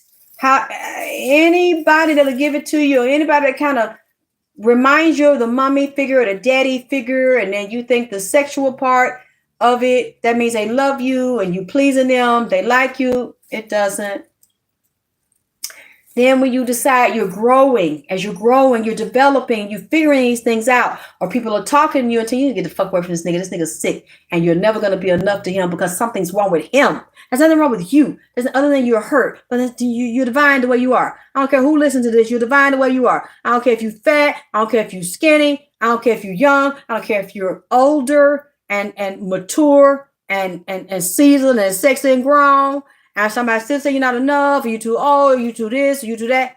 There's nothing wrong with you. You're divine the way you are. The only way you would attract that and entertain it is that there's something wrong with you inside. Because you can fix this shit outside and make yourself look like you're 20 again. But I want to say something about that, because somebody said something that I heard today, and I think it's a woman that said it, talking about women who are, I think a man said it too, and I couldn't believe the man had agreed with her. He said, just because you're older and you still want to date and you want, yeah, I know. It might have been a preacher I sent, it's because some preachers I like, and I like what they say. He was having this couple stand up there. He said, this is what I'm going to tell you. She needs 10 things she needs as a woman, and this is as a wife, and there's 10 things he needs as a husband. And he starts running them down. It might not have been exactly where I heard it, but I like that, what he said. And then someone else said, well, just because you might be 30, 40, 50, and you get changes, and you think a man's going to want you more and appreciate you because you're 50 something, but you look like, or you're 40 or 60, whatever, but you look like you're 20 again. He knows how to find a 20-year-old. He knows if he wants to be with a 20-year-old. Sometimes a man might not want you to pull your face all the way up and do your nose and your tits and that. And that's fine if that's what you want to do. That's not what I'm saying. If you want to do it, do it. Don't do it for a nigga. Don't do it to attract one. Oh, I know it was a couple talking about how to attract a provider husband and a man that love you and want you.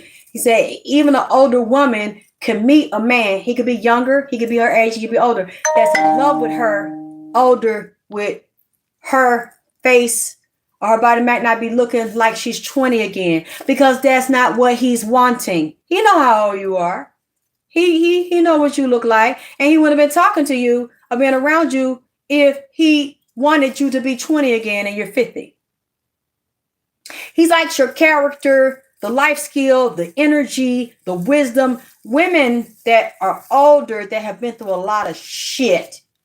People know it. A one that's mature and that has chosen to raise her vibration in the sin and not be shitty and bitter. It's when my age is still older, like to keep up shit and fucking bitter. I'm not talking about them.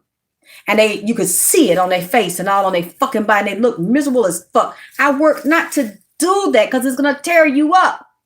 Sometimes a man and a woman might not understand, because men have been taught, younger men are taught to like older women if they're older than you at the time you're living.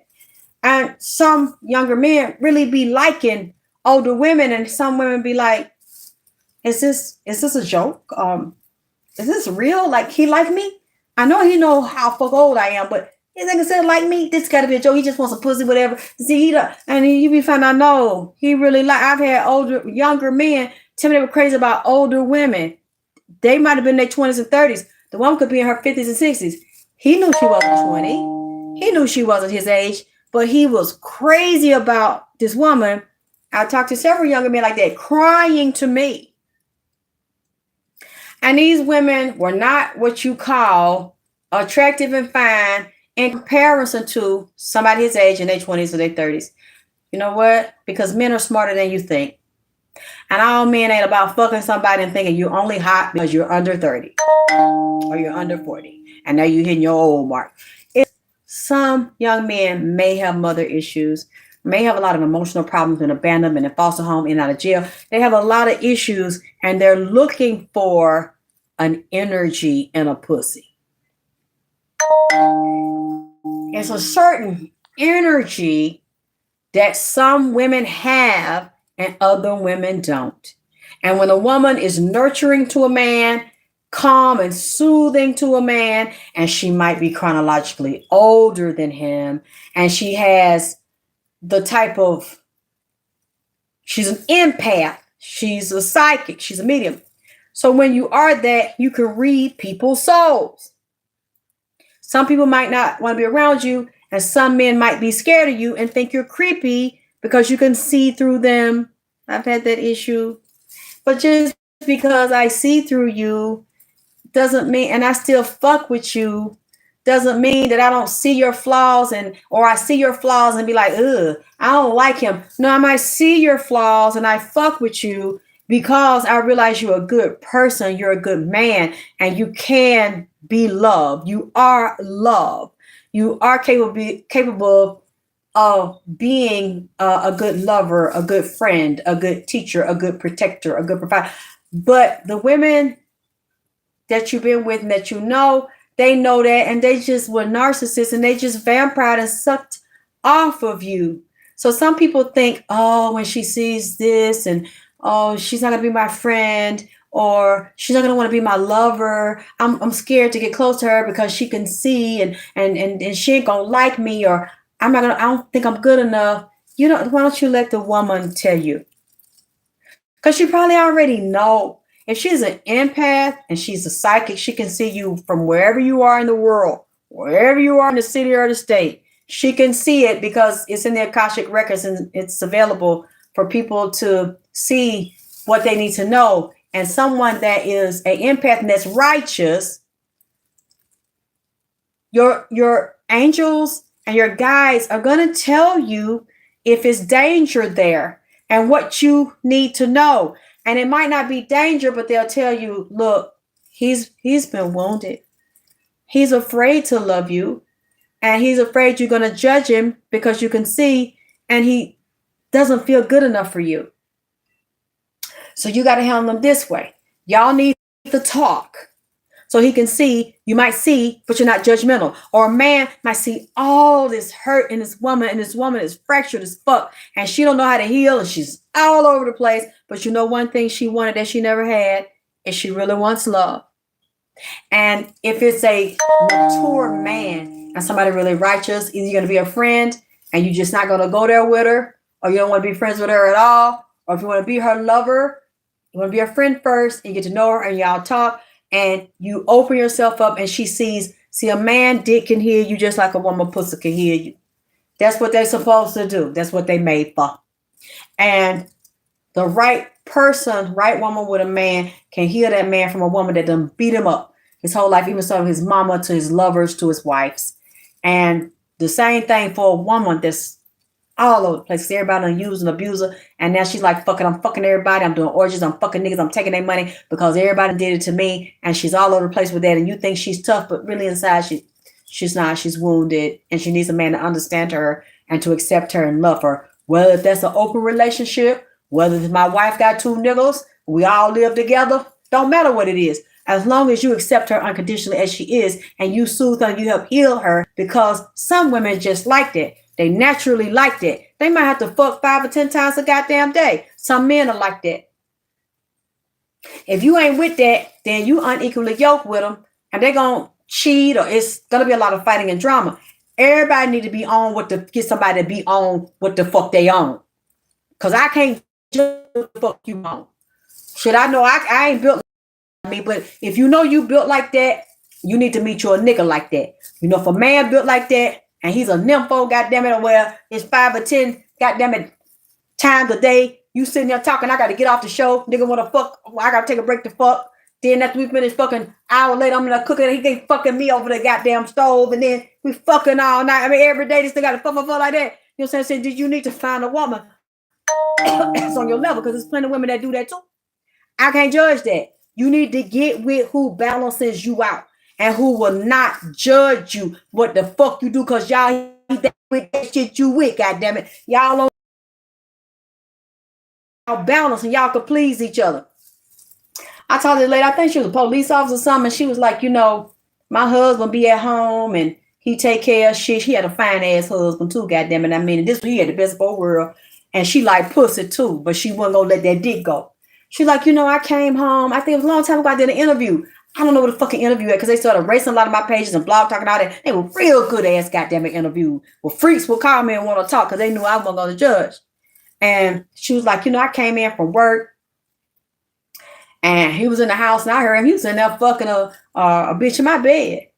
And I said, how you feel? She said, I didn't feel nothing about it because I wanted some pussy too. So I got undressed and took my uniform off, shit. I went in there and dived in with him. I mean, he went and got him, but they tell them what the situation is. He doesn't pretend I'm just looking for somebody I'm seeing. He's like, I got a wife at home and we freaks and we like to do group sex. She like to eat pussy. I like it too, goddammit. So we're gonna tag team. They got one. They said, we really don't like picking them off the street. It's dangerous. We want somebody to be like a sister wife, be at home, travel with us. We give you a salary. We take care of you. Out it. I think they had found one. I don't know how long it lasted. They said, we're finna go to the island. They took her to the islands. Anything she wanted, she got it. Long as she pleased them, they make her happy, they agree to the lifestyle. See, they both with the same shit. So it won't be no problem. So if it don't work out, y'all don't want to be together, one motherfucker want to blackmail the other fucker, then you found out this person got a government job or some type of high profile job in their profession. They don't want everybody knowing they goddamn business. Then they find out this bitch or this nigga done taped you and now you don't want to be with me. You don't want to take care of me. I got to get out the house. We got to sell the house. We got to split everything we own and now the bitch lifestyle gonna go down and well, nigga, I'm gonna tell this and you think I forgot but they loved you though when y'all was fucking somebody together, goddamn. Now you find out that bitch ain't really wasn't even about that shit. That's for leverage. Bitches and niggas will do that kind of shit. I know. And you know what I said? I said, well, if I have to deal with some legal issues behind this nigga saying this shit, or I have to have some other problems, or be embarrassed, nigga tell my business and shit, I guess I better start calling some lawyers and deal with it, because I'm not going to be blackmailed. And you're not gonna keep dogging me and make me do some shit I don't want to fucking do with you. And I don't want your hand, your finger, or then I don't even want your fingernail scraping across my skin. So if that's what it is, you can only tell on me one time. Once you tell on me and I deal with whatever consequences that I gotta deal with you, I ain't gonna never fuck with you no more. And you can't tell on me no more. I'm not telling y'all to be like me. I'm not telling y'all to be like Mike. I'm not telling you to be like Lex. You know what I'm saying? Because it depends on who you are and what the fuck you got to lose. I don't work for nobody. I done been through so much shit with people out, and so many people that you look up to and respect them and trust them because they got this money, they got this car, they got this house, they're going to do this, they're going to do that. That shit don't mean nothing to me no more. Because so many people that I've met that have money ain't shit. And they hide behind that. You trust them. You look up to them. You think they're a good person. You're not a good person because you make money. You make money because you get into fields and you get certification degrees, whatever you do, and you work smart and you work hard. Whatever the field is, and you look at the income of it and you get your training for that, or you build your business based on the research that you know, and then you start to work and promote that business, and you keep building it. If it's not, you go to something else. It's not because you're a good person. There are plenty of child molesters and rapists and murderers that are millionaires or billionaires. So I don't respect none of that. And this is what this guy was. And I see it, and you're like a predator. That's how a lot of women do men, and a lot of men do it to women. So I'm not telling you to do what I did, especially if you don't have nerves of steel and balls, goddamn, well, a nigga do that to you, And you be like, damn, shit, how am I gonna deal with this? What the consequence gonna be? Where the fuck I'm gonna live at? I'm not telling you to do that, because everybody can't. You can't, and then it depends on what it is they know. They could know some shit about you to send you to prison. All the while they got you taking penitentiary ass chances, and they I don't know anything about that, and I don't know what that means. So you can take that somewhere else.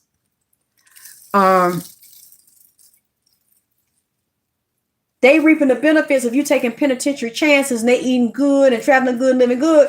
Now you realize they've been playing you and you don't want to play. Now I'm gonna go tell.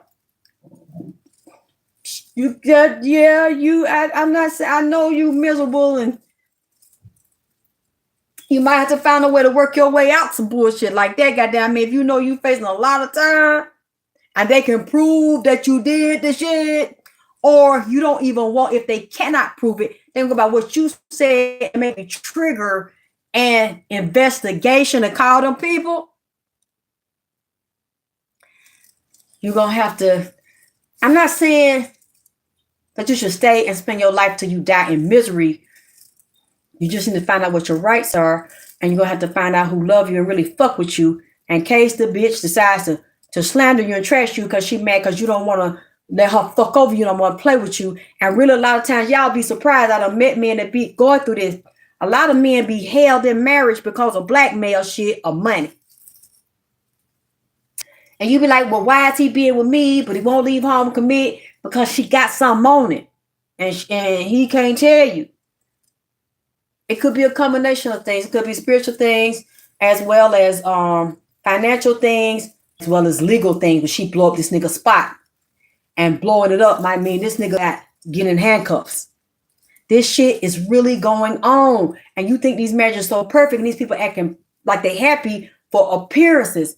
One of them is miserable because the bitch or the nigga got the bitch jammed. This nigga had me jammed. See, that's one. I just got to the point where he did me like that so long, and I suffered so long, and I trusted him. I thought this was my nigga. And then he goes, "Are you gonna leave?" I said, "You just told me to leave." I don't give a fuck what I said. You gonna go? Okay. Well, then that's when the rundown. That's when the run. But I'm like, you don't want me anyway. You know how somebody don't want you, but they want to keep you around, and they want to put you like a doll on the shelf, and they want to do that, and then the next minute, you're so beautiful to me. I just love you. And I'm so glad I met you. It's nobody like you. You're so special. That's what I'm trying. That goddamn it. What is that? That Bates Motel kind of shit. That psycho kind of shit. Where he be nice to them, give them the pay, give them their hotel key, and tell them to be at home. He'll get whatever they need. Then at midnight, you see this shadow holding up a goddamn butcher knife. That kind of shit. Narcissist. That's the kind of shit. And you be like, but I know your secrets. Until this day, I still haven't told all his secrets. I don't see the benefit, I mean, what is it going to do? I don't want to go to the police on him. I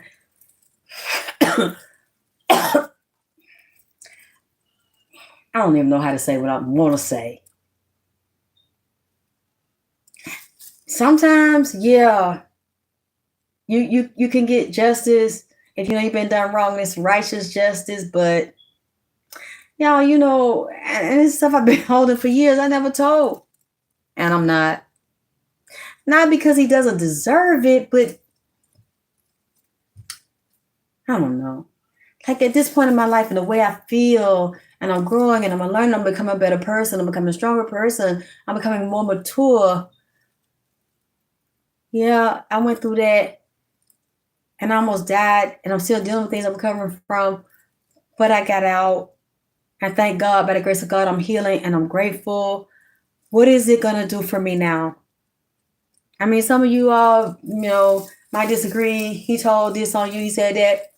Yeah, but I thought I'd have legal issues, but then when they called me from the state, and the lady was like, "You haven't." She asked me questions, and I told her. She said, "You didn't do anything wrong. You don't owe any taxes. You don't owe any fees. You haven't violated the laws of Georgia. You haven't violated the laws of DeKalb County." And when he found that out, he was furious. But I saw how childish he was. Just, hey, baby, just telling stuff on me, and I was always righteous to him. Sometimes people will do that and they think you're weak. And I've thought about it and it's been painful, but now I'm not hurting about it. I'm just telling y'all that after all of that, it was like 2 weeks ago, he'll wait. He's been doing it all year. He's been doing it since last year. Somebody you don't want, somebody's not good enough, somebody's ugly now, and you're not like you used to be. You're not what you were, this and that. But can I come back over that old? Can I come back over there? You need some money. You need something to eat. Just let me come on. But okay, I ain't gotta stay long. Just let me come back. No. Because I never was this way before. I thought it was the right thing. Give people a chance. And my grandmama taught me, Jesus gonna fix it. They reap what they sow. He said he was sorry. Accept the apology and keep letting them come back. And I kept trying to leave a long time ago. I wanted to leave. I just had a feeling. If you don't leave now, you're going to leave later, and you're going to be more scarred up and more wounded, and you're going to have more regrets. And that's exactly what happened. He got worse and worse and worse. That's why I always tell y'all now, from what I've learned, I don't care how good that thing is, how good that goddamn and hot and juicing and smacky that pussy is. I don't know how good that dick and that head the nigga got. You gotta know when to hold them, and you gotta know when to fold them. When a nigga's a psycho, it's a psycho dick. And a nigga's a narcissist on top, and he's abusive in every other way, and uneven in his temperament and his personality, up, down. He's one person this minute, hour so late. I can say that. What the fuck? And then treat you like you're not shit. You can get some good dick. It might take some time, goddamn, but it's a lot of good dicks out here. There's a lot of big old good ones out here, and good old big ones out here. It's a lot of fat asses and fat cats out here. So if you're missing that woman and y'all had a bond, if somebody else you have a bond with too, that's not the only person on the planet. So if they don't want to do right by you, and they want to pass you by, and don't wait. If you know the circumstances, y'all made agreement and a certain time, let me get myself together. It's gonna take some time to get out. And wait, well, if they ain't sitting there to you and you just want someone and it didn't really hit off, and time going by and you see the time some other shit, let it go. You think it's not nobody else, and you think I met people in the past, and you're like, oh, I'll never get over this person, and I just have to have this person, and if I don't have him, then I just don't know what I'm gonna do, and right, and I'm not gonna find nobody else. And you think it's a connection is so strong and it's so deep and sex is so off the chain, and then it breaks up and it doesn't work, and then what?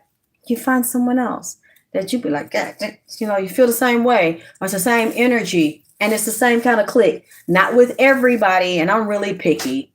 But if you're out a lot, you mean people, you're going to come across a lot of people you find sexually attractive and sexually compatible. And if you're sleeping with all of them, and then when you get up out of bed, damn, there was some good pussy, there was some good dick, we had a good time, I really enjoyed myself, and then it don't go nowhere.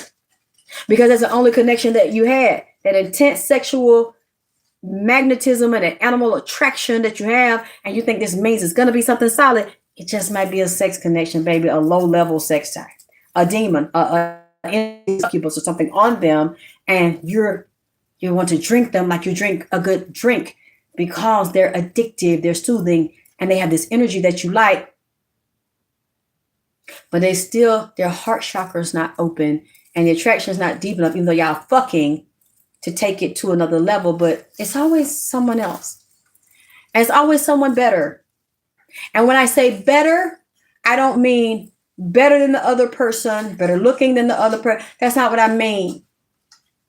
They're better because they right there at the right time, and the nigga ready, willing, and goddamn it able to have a meeting of the mind with you and have a contract with you. If somebody that you want you, but they can't be with you, or they playing game, you keep waiting on them, you let them come in and out. When they fuck you one time, let that be the last time. You ain't got to listen to me, but you're going to see what I'm saying. You're going to regret it because they're going to do it again. When somebody and y'all not equally yoked and they fighting, you ready to commit, you ready to settle down, you want them to stop getting a dick to everybody, you want them to stop getting a pussy to everybody, you want to just sit down and have a relationship with you, or they with a nigga, or the nigga in jail, and when the nigga get out, they tell you gonna be with the nigga, and a man can really like this woman, but this woman waiting on another nigga, but fucking you like you a goddamn it rebound or some shit to hold them over in their ass, some good dick to beat them out until the nigga get home. There's something better. There's a better woman for you. And it doesn't mean that she's a bad woman, but she's bad for you because how you want to link up, she don't want to link up and form a union and have a solid family, committed and monogamous, and it's just about you and it's just about her. That's why I said to someone, because what, when, where, and why, and all of those answers are you. Who, you, when, now. Where, now, right here, this location or that location. How, bitch, me and you? That's a better situation because that person might have did to you what everybody else did to you. But now this person, or he might have did it to other people. Now he don't want to do it with you. That's a better situation, a better person for you because y'all, you with this shit, he with this shit, you with. That's what I mean. Nothing about them physically, education, because it's not about money, because you can get with someone y'all can build together. Y'all can create an empire, a whole nother world together. If y'all are both spiritually meant to be together, the universe is going to make that happen any fucking way. But it's a better situation. It's a better circumstance where you don't get 50% of him or 20% or pieces when he can sneak over and when he's got to sneak out and he can't stay 2 or 3 days. He can't put the clothes in your closet. If he do, he's still sneaking in and out and there's another bitch and she got 100% of them. The bitch got papers on him and he won't motherfucking dissolve the contract and dissolve the union and dissolve the divorce no matter what he got. Let me tell you something. This is what I learned. And like I said earlier, with the blackmail shit, it depends on what the bitch got on you, goddammit. What the nigga got on you. And do you really want to suffer the trials and tribulation? I suffered the trials and tribulation of the shit. And just went through the shit. And it's been hard. Without him and him doing things he used to do and being here, it was hard. But the nigga jumped dirty any fucking way. Treated me like he wanted me to be a slave and keep me stuck like a prisoner and shit. So it, like I said, I ain't telling you to be like me, and I'm not gonna disrespect you if you tell you not, because it depends on what the nigga know, what the bitch know, what the hoe finna do with the shit she goddamn it know. So you might have to work your way down out that goddamn shit. It depends on how you built. Cause I don't blame you. If you really, really gotta go a long time through that shit, and it's going to drag out, you got to have a lot of heart to do that. You got to make a lot of sacrifices to do that. Your lifestyle may change and go down for a minute, maybe a few years or so. Now, it ain't going to mean God ain't going to get back to you, but you might not be built to go through the lion den, goddamn it, like Shadrach, Meshach, and the goddamn it, Abednego in the fire, and they finna be consumed with fire. See, you might not be, to get close to the fire because you think you gonna get burned because you got faith in blackmailer that said they finna fuck you in the ass and watch you get goddamn it 100 years and you standing by the fire and you don't trust God to step in and make sure you don't get burnt. Not burned, burnt, as they old folks said I am. So maybe you need to let that shit alone and keep suffering. It depends on what you can handle, and then you might have to come up with a game plan to the shit. Let me tell y'all something about the two. Lord have mercy. I tried to come up with a game plan. A lot of these psychic motherfuckers, a lot of these narcissists is psychic, or they real perceptive and cunning, because they've been doing bitches like that before they met you, but you don't know it. And the men go work roots on bitches and go get readings. See, the nigga know every time I thought some shit, because niggas going behind my back, getting like updates and shit. But then he'll tell me, I don't believe that. I don't believe in that shit. And then one day he said, I'm like, I want to get a reading from someone. There's something going on. There's something not right. He's like, oh, I know where to go. And I started telling people, and they said, wait a minute. How the fuck this nigga know where to fucking go to get you a goddamn reading when he said he don't believe in that motherfucker shit. He don't fuck with that shit. And, he believe in Jesus and all that. How the nigga know where to go? The nigga been keeping you jammed the fuck up. And then narcissists study people. This nigga ex-police, goddammit. So, he's a dirty and ex-military. They get trained in that kind of goddamn shit. So nigga know that I was naive and weak in the sense of not knowing who I was and how to move. And I was trusting. And he knew I just wanted a good man. I just wanted to be loved. That's it. And he knew that. And they perceptive. You don't know a motherfucker like that. They gonna know all your business and where the fuck you stay, who you fucking, which is them.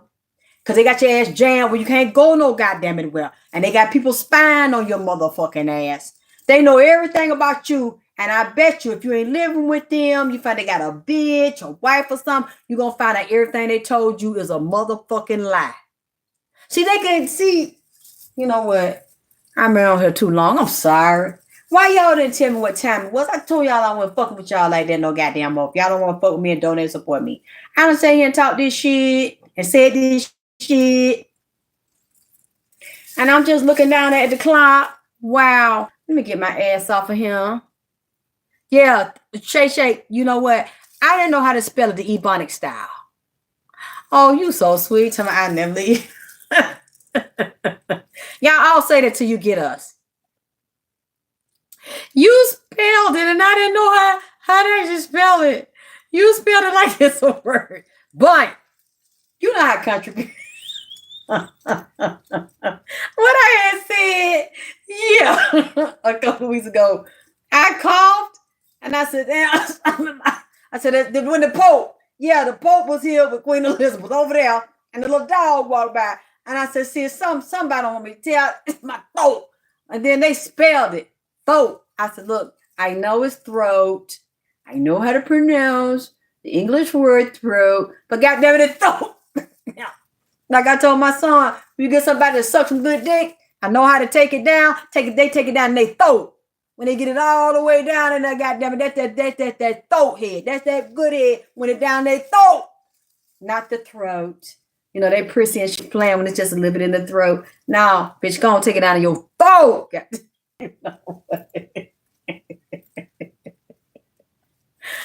I had a good time with y'all tonight. Hey, granddaddy. Oh, church. Oh, you said, I'm sorry, you didn't say hey, granddaddy. You said, hey, my granddad say that church. You're not church. Church, not burned. Boy. Okay, so some of you listen to me. Even if you're from up north, I know a lot of you have told me that you have southern roots, or some of your relatives, your grandma, mama, somebody came from the South and had you up there, met someone from Philly or New York or LA, somewhere like this. So I see a lot of you do understand the Ebonic Bible. But somebody a long time ago, I think, made a Bible like that. Whereas this book, all the words, the English version, the Ebonic version. So see, we really are bilingual, we're not, until I learn another language. Anyway, it was good to spend some of my Mother's Day time with you.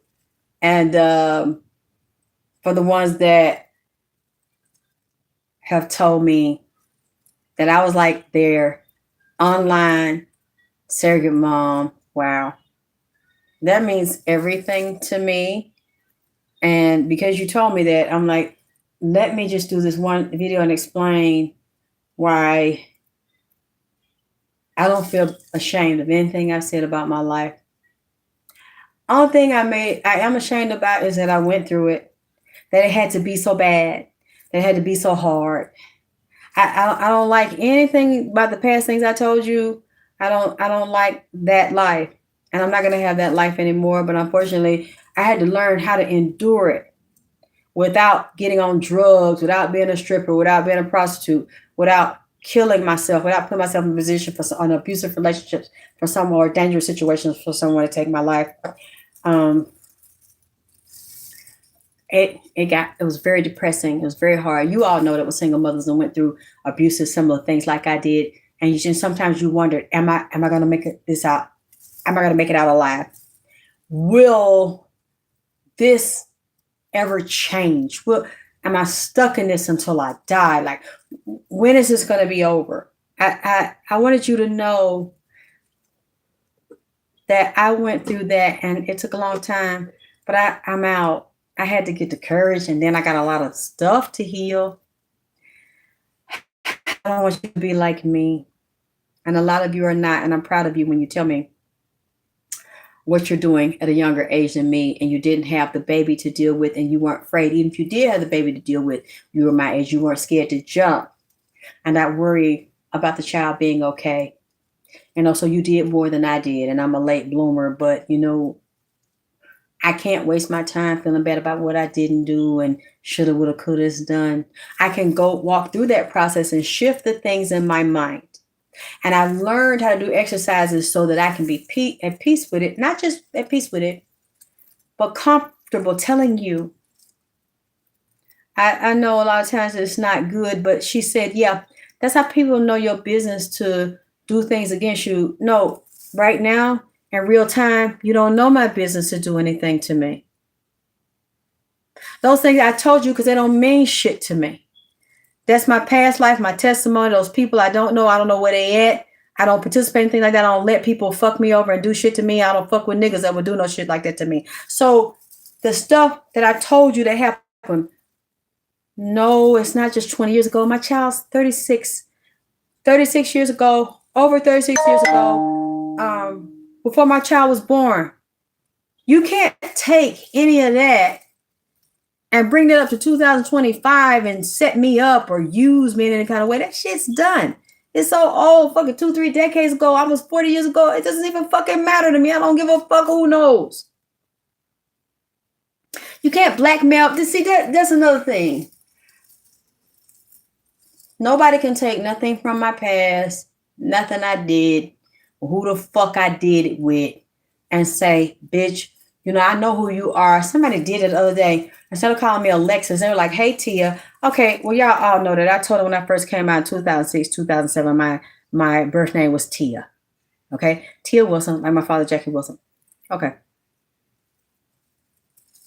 I had a legal name change between 2000, 2001. It's public.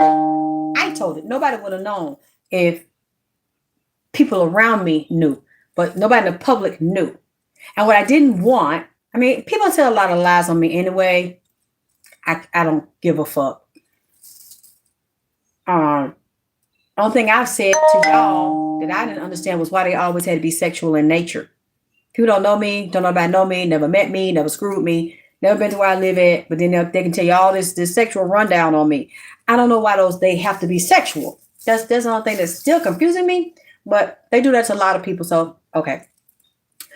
But what I didn't want, and the reason why I'm so raw and I'm so honest, and I was always so honest about my life, because people that knew in my family that I changed my name, that don't like me, always telling lies on me and starting shit with me too. And my own mother, I saw she was the type of bitch that like to get one up on motherfuckers and get shit on them. And then when they presented this pretty picture, and I would have told y'all, oh, my life was beautiful, and I went to this university, and I do this and that, and my mom's this, my dad's that, and it's just been great. And then my mother's the type of bitch. A lot of other bitches don't like me. I know that bitch. That bitch name ain't her birth name ain't Alexis. Her birth name is Tia. Okay. Yep. It was. And now it's Alexis K. Tyler. Vagina power. I changed my name and I made my own game. It's not illegal. Nobody can do nothing about it. Ain't nobody gonna change this shit. And who gonna check me, boo? I don't give a fuck who know what the fuck you know. And that's what you gonna call me. Alexis K. motherfucking Tyler. Vagina power in this motherfucking bitch. That's what it is. You're not gonna call me what the fuck I was called as my name, what my mother called me, because I don't want that bitch have no power, no control over me. I don't want her calling me no name. She gave me no bitch. I took my power from you. I changed my name and I changed my motherfucking game. This is my world. You just a squirrel trying to get a nut and bust a nut. This is my world. So you can tell whatever the fuck you want to tell. Because of the family I come from, the type of bitches, and they want to sniff. Yeah, you think she did it, but really, and then when I leave, my mama gonna double back, and I had this nigga double back and tell shit that was confidential. Then they be like, well, you said, matter of fact, I don't lie. I just might have said that to you.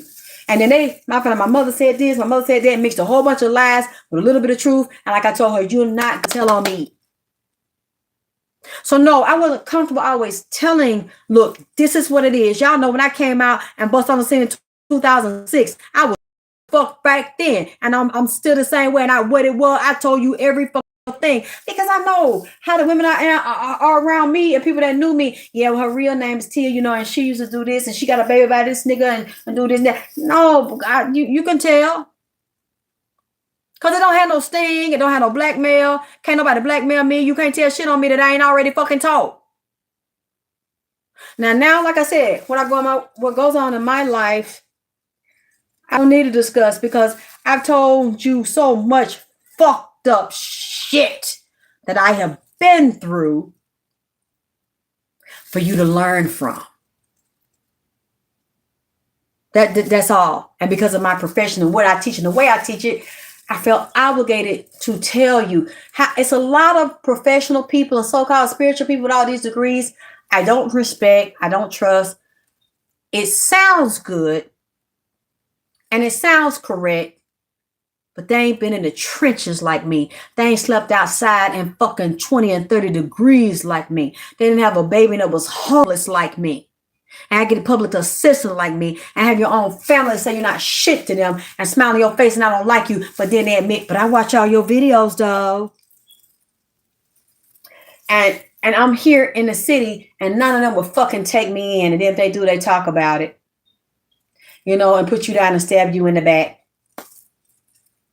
These people that got these degrees and make this money, I'm a professor, I'm a PhD. A lot of them motherfuckers ain't shit. I know because I've known them and the way they've treated me. And then they say one thing in public and people tap their goddamn hand for these motherfuckers. And she's so smart and he's so brilliant. And she said, listen, we need to do it this way. But the bitch don't know. Because she got it in book theory and she showed up as the time she was showing up and paid for the goddamn class to deserve getting all her credit to graduate and get a goddamn degree and walk down there with a fake ass cap and goddamn gown on. Now, all of them are not like that. That's not what I said. I'm saying the ones that talk that shit and say that shit because they got a degree, but they ain't live that. They really not about that shit. They live their comfortable life, their comfortable house, their comfortable neighborhood, and nothing that has touched me has ever touched them. So they don't have a real time, hard life, hard time. Well, it didn't even have to be that way. But your mama and different people wanted it that way for you. As a little child, all the way up and set up your demise and just blow up your life and destroy your whole fucking world. A lot of them don't know what the fuck that feels like because their mom and dad ain't never did them like that. They'll never experience it because you're not a baby no more. So you can't even be in a position to recreate that for your fuck you. You don't know what that feels like. They ain't never been able to tell you shit like I have told. Now I just had to put a paper with it. But at least I first took my life and I took my pain. And instead of being bitter and talking everybody else down, I try to destroy them and destroy men and destroy young girls that look at me and I try to fuck them up in the head because I'm fucked up in the head because I don't deal with my shit. I took my mess and I turned it into a message. I took my mess and I turned it into a message. I took my mess and I turned it into a message. How you feel is how you feel. We don't give a fuck. What matters is how I feel. And how the people that I'm trying to reach, how they are impacted by and what they see and what they feel and what they learn and how it's relatable to their life.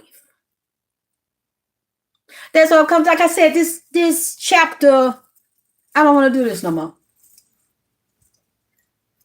And like I said, and I meant what I said the other day. I'm not doing no free readings if y'all don't want to support me. It's fine. You don't have to. But then I don't have to either. All the ones that say they love me and support me, I'm going to see how much you love and support me. Because I have always given you my blood, sweat, and tears. Even when I didn't feel well and had to hop, I would still get on here and fucking share with y'all. And show y'all how I felt. Shay. You being Shay. I always be here for you. Being here for you. And I feel like really a lot of this time has just been wasted. And you just have to accept sometimes that it's time to just wrap shit up, But again, and then I'm going to go. I like equal relationships. I've always wanted them. But what I realized is if I'm giving and you're taking, and you're not giving, it's unequally yoked. It's not a balanced relationship. And I'm not going to do those anymore with anybody. It's a lot of really weird shit. And I love it because I'm a weirdo, this bitch. They've been coming in here talking to me, and I want to tell you. But y'all, I guess a lot of y'all got an attitude with me, and that's cool, so I keep it to myself. Because, see, that's another thing. You said I tell my business. But the readings and the downloads that I get is my business. That's my personal business. Think about it. Because that's the gift the spirits gave me. And that's the way they speak to me. And when I'm in here alone by myself, they don't tell you. They tell me. So it's okay. It's okay for me to tell you my business when it comes to what I know and what I see. But then when I tell you about the pain I go through and the struggles I've went through, and I give them as a testimony, or I might have needed your help in the past, you talk too much. But when I talk for hours and days and weeks and months that have now turned to years about Nipsey and all this stuff has come true, I don't even know how many hours of reading I did. But that's my business that was kind to me. And I tell you, motherfucker, that, but that's okay. That part of my business you want to know and you want to hear. But see, that's how a lot of people are. And you make them spoiled and you make them selfish. When they never have to give anything, it's like more. I want to know this. What happened to this little boy? What happened to these twins? Did this nigga suck dick, and who did Tara Howard get fucked in the ass? Now, see, that's my business that it come to me, goddammit, because clearly they coming to you because you asking me to tell you my motherfucking business. That's between me and the motherfucking spirits. You get what I'm saying? See, some of my business you don't give a fuck about because you don't give a fuck about me. But when you ask for information, it's still my business. It's still what was given to me, not to you. And you still want to fucking know it for nothing. Like you a pimp and I'm a hoe. And it's just not, I'm not doing it. You find someone else to play that game with. You're not going to criticize me and judge me on what I have done and all of the work I've done that many people around the world of all races and ethnic groups appreciate and they listen to and they learn. You want that, but then when I say I'm in pain or I'm sharing something to teach people or I need your help on, now you shouldn't tell that. But all my gifts and all the other things that I tell you, oh yeah. Bitch, tell me that. I want to know who did this. I want to know who did what, how they did it, when, who shot him, what bitch he was fucking in the ass. I mean, you know what I'm saying? Like, that's my business between me and the spirit that they want to confide in me. I don't have to. Do y'all get you understand what I'm saying? See, now it's going to be an equal goddamn push and pull in this motherfucker. I'm not. No. Because I've given enough. I've done enough to last me a lifetime. I've given you enough information, but yes, something new is always coming up. Yes, something new. I just felt that. I don't know. Because what I've been picking up a lot is about flooding and flood zones. And I just hope that if you all live in flood zones, you better recheck your area, your insurance. It could be here. It could be overseas as well. India, some of those countries where either floods, volcanoes, tsunamis, earthquake, bad. Fire, bad. the plane issue. Speaking of that, I got an AP news article a couple of days ago. I'm sure a lot of you have seen it. Did you see in Newark, the planes were grounded because the computer system had been hacked and the planes couldn't fly? Haven't I been saying for the past 5 years since Nipsey came in here that the computer systems with the FAA are outdated and they need to be upgraded, and it's going to cause problems with the employees? I forgot their name, that guide the planes and instruct them, because it's basically like roads and stop signs and areas you can go and when to go and not to go, just like it is on the ground. They're up in the sky. The planes have their flight roads that they take. They need air traffic, excuse me, dealing with congestion, I'm sorry. Air traffic controllers to help them. They can't do that if the computers are shut down, they're outdated, or somebody else has got access to them and switch them. That confirms what I have been saying. It happened again, a year or two ago when the airplane had to shut down because the computer shut down. I've been telling you this. Yes, it's been a bad thunderstorm warning on AccuWeather. Thank you, Shay Shay. Okay, I love you. I only love the ones that love me. I only support the ones that support me. I only support the ones that have always been here for me when I needed you. Everybody else, I don't give a fuck. I don't give a fuck what you think. I don't give a fuck what you feel. I don't give a fuck what you say. As long as you don't come near me, I start that shit. I'm not gonna go back and forth. But I felt what I feel like I need to address, I'm gonna address. And then you get blocked off my page. Cause I don't even know why you there anyway. You don't like me. You don't respect me. And you ain't gotta fucking respect me. I respect myself enough to get you the fuck away from me before I let you keep disrespecting me. So I don't give a fuck how you feel. And I bet you these bitches, it's only been a couple here and there, y'all. It ain't been a lot of people. But I bet you it's people who always got something to say about me and how I handle my life and how I handle my business and my tits are out and all that shit. I was going to give it to you today, but I just didn't feel like it, goddammit. I went in a mood. But they never donated. And they always want to come and see what the fuck you're doing.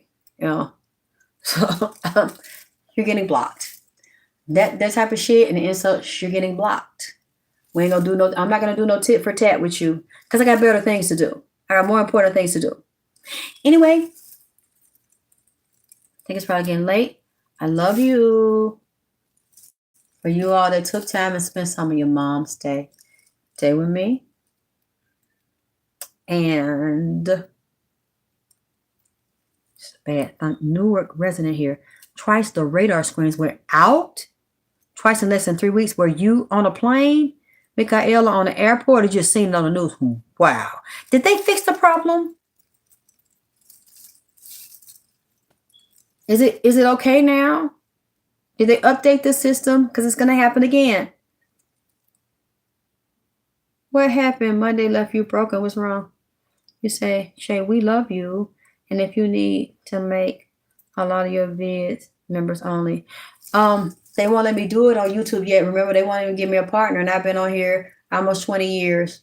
I was thinking about Patreon, but I looked over there and they take like 8% of your earnings. So maybe I'm wrong. I'll recheck it again, but I kind of don't want to do that. But I don't know. I might. It depends on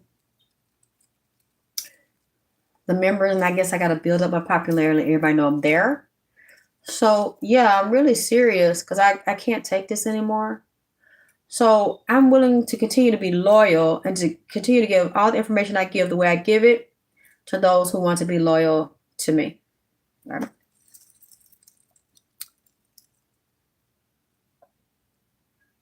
I thought about that, but remember, if I do, I can with another, email account and but remember, they don't let you just come right off and do the lives.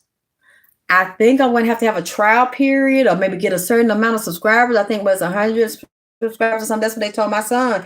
They won't let him do a live, but they have. And that's why I asked y'all to subscribe so we can do it over there. Now they did let him do like a 1 minute clip of a live or something. But I guess the more subscribers you get and the more popular your page gets, then they will start letting you have more time to do your live. That's why I told y'all to subscribe to his page.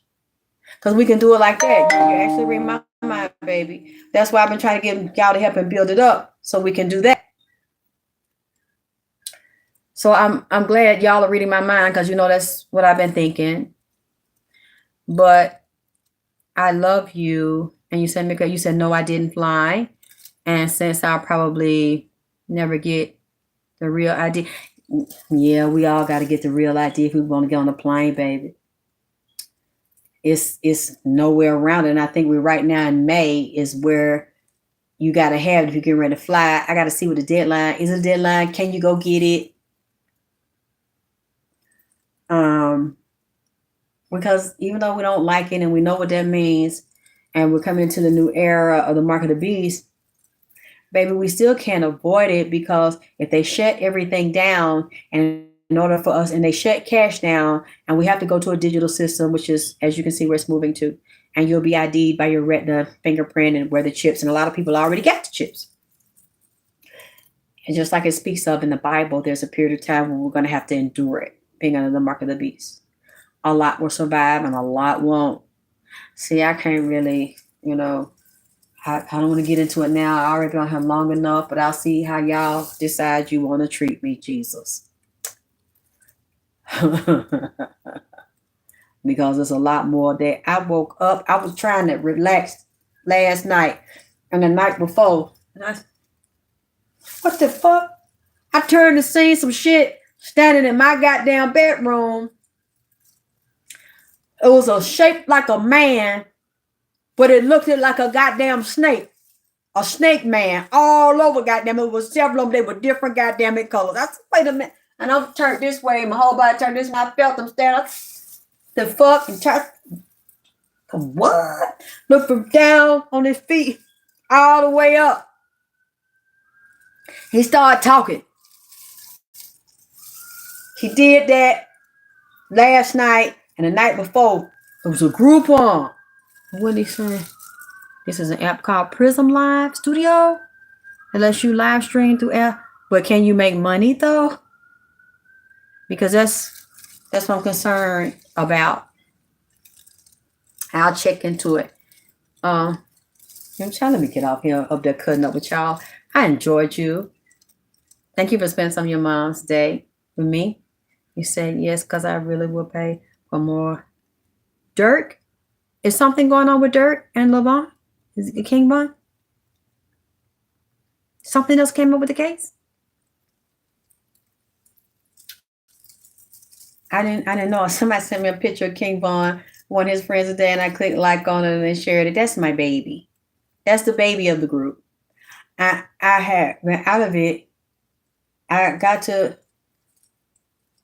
put some up there for him. Back on the altar. I got one candle lit now. But I haven't had enough to get all the stuff. You know how I like Nipsey's altar. Beautiful and elaborate. When she's saying yes, because I will pay. Okay, just the jail info. Really? I thought the case was over, Shay. It's not? Or some new things are coming out. I want to hear, please. I want to know, even if you can send me in my email anything from YouTube for me to study and know. I thought they had closed it.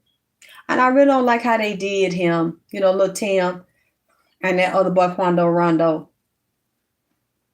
And how they set him up to walk into it and gave him them pills behind his back.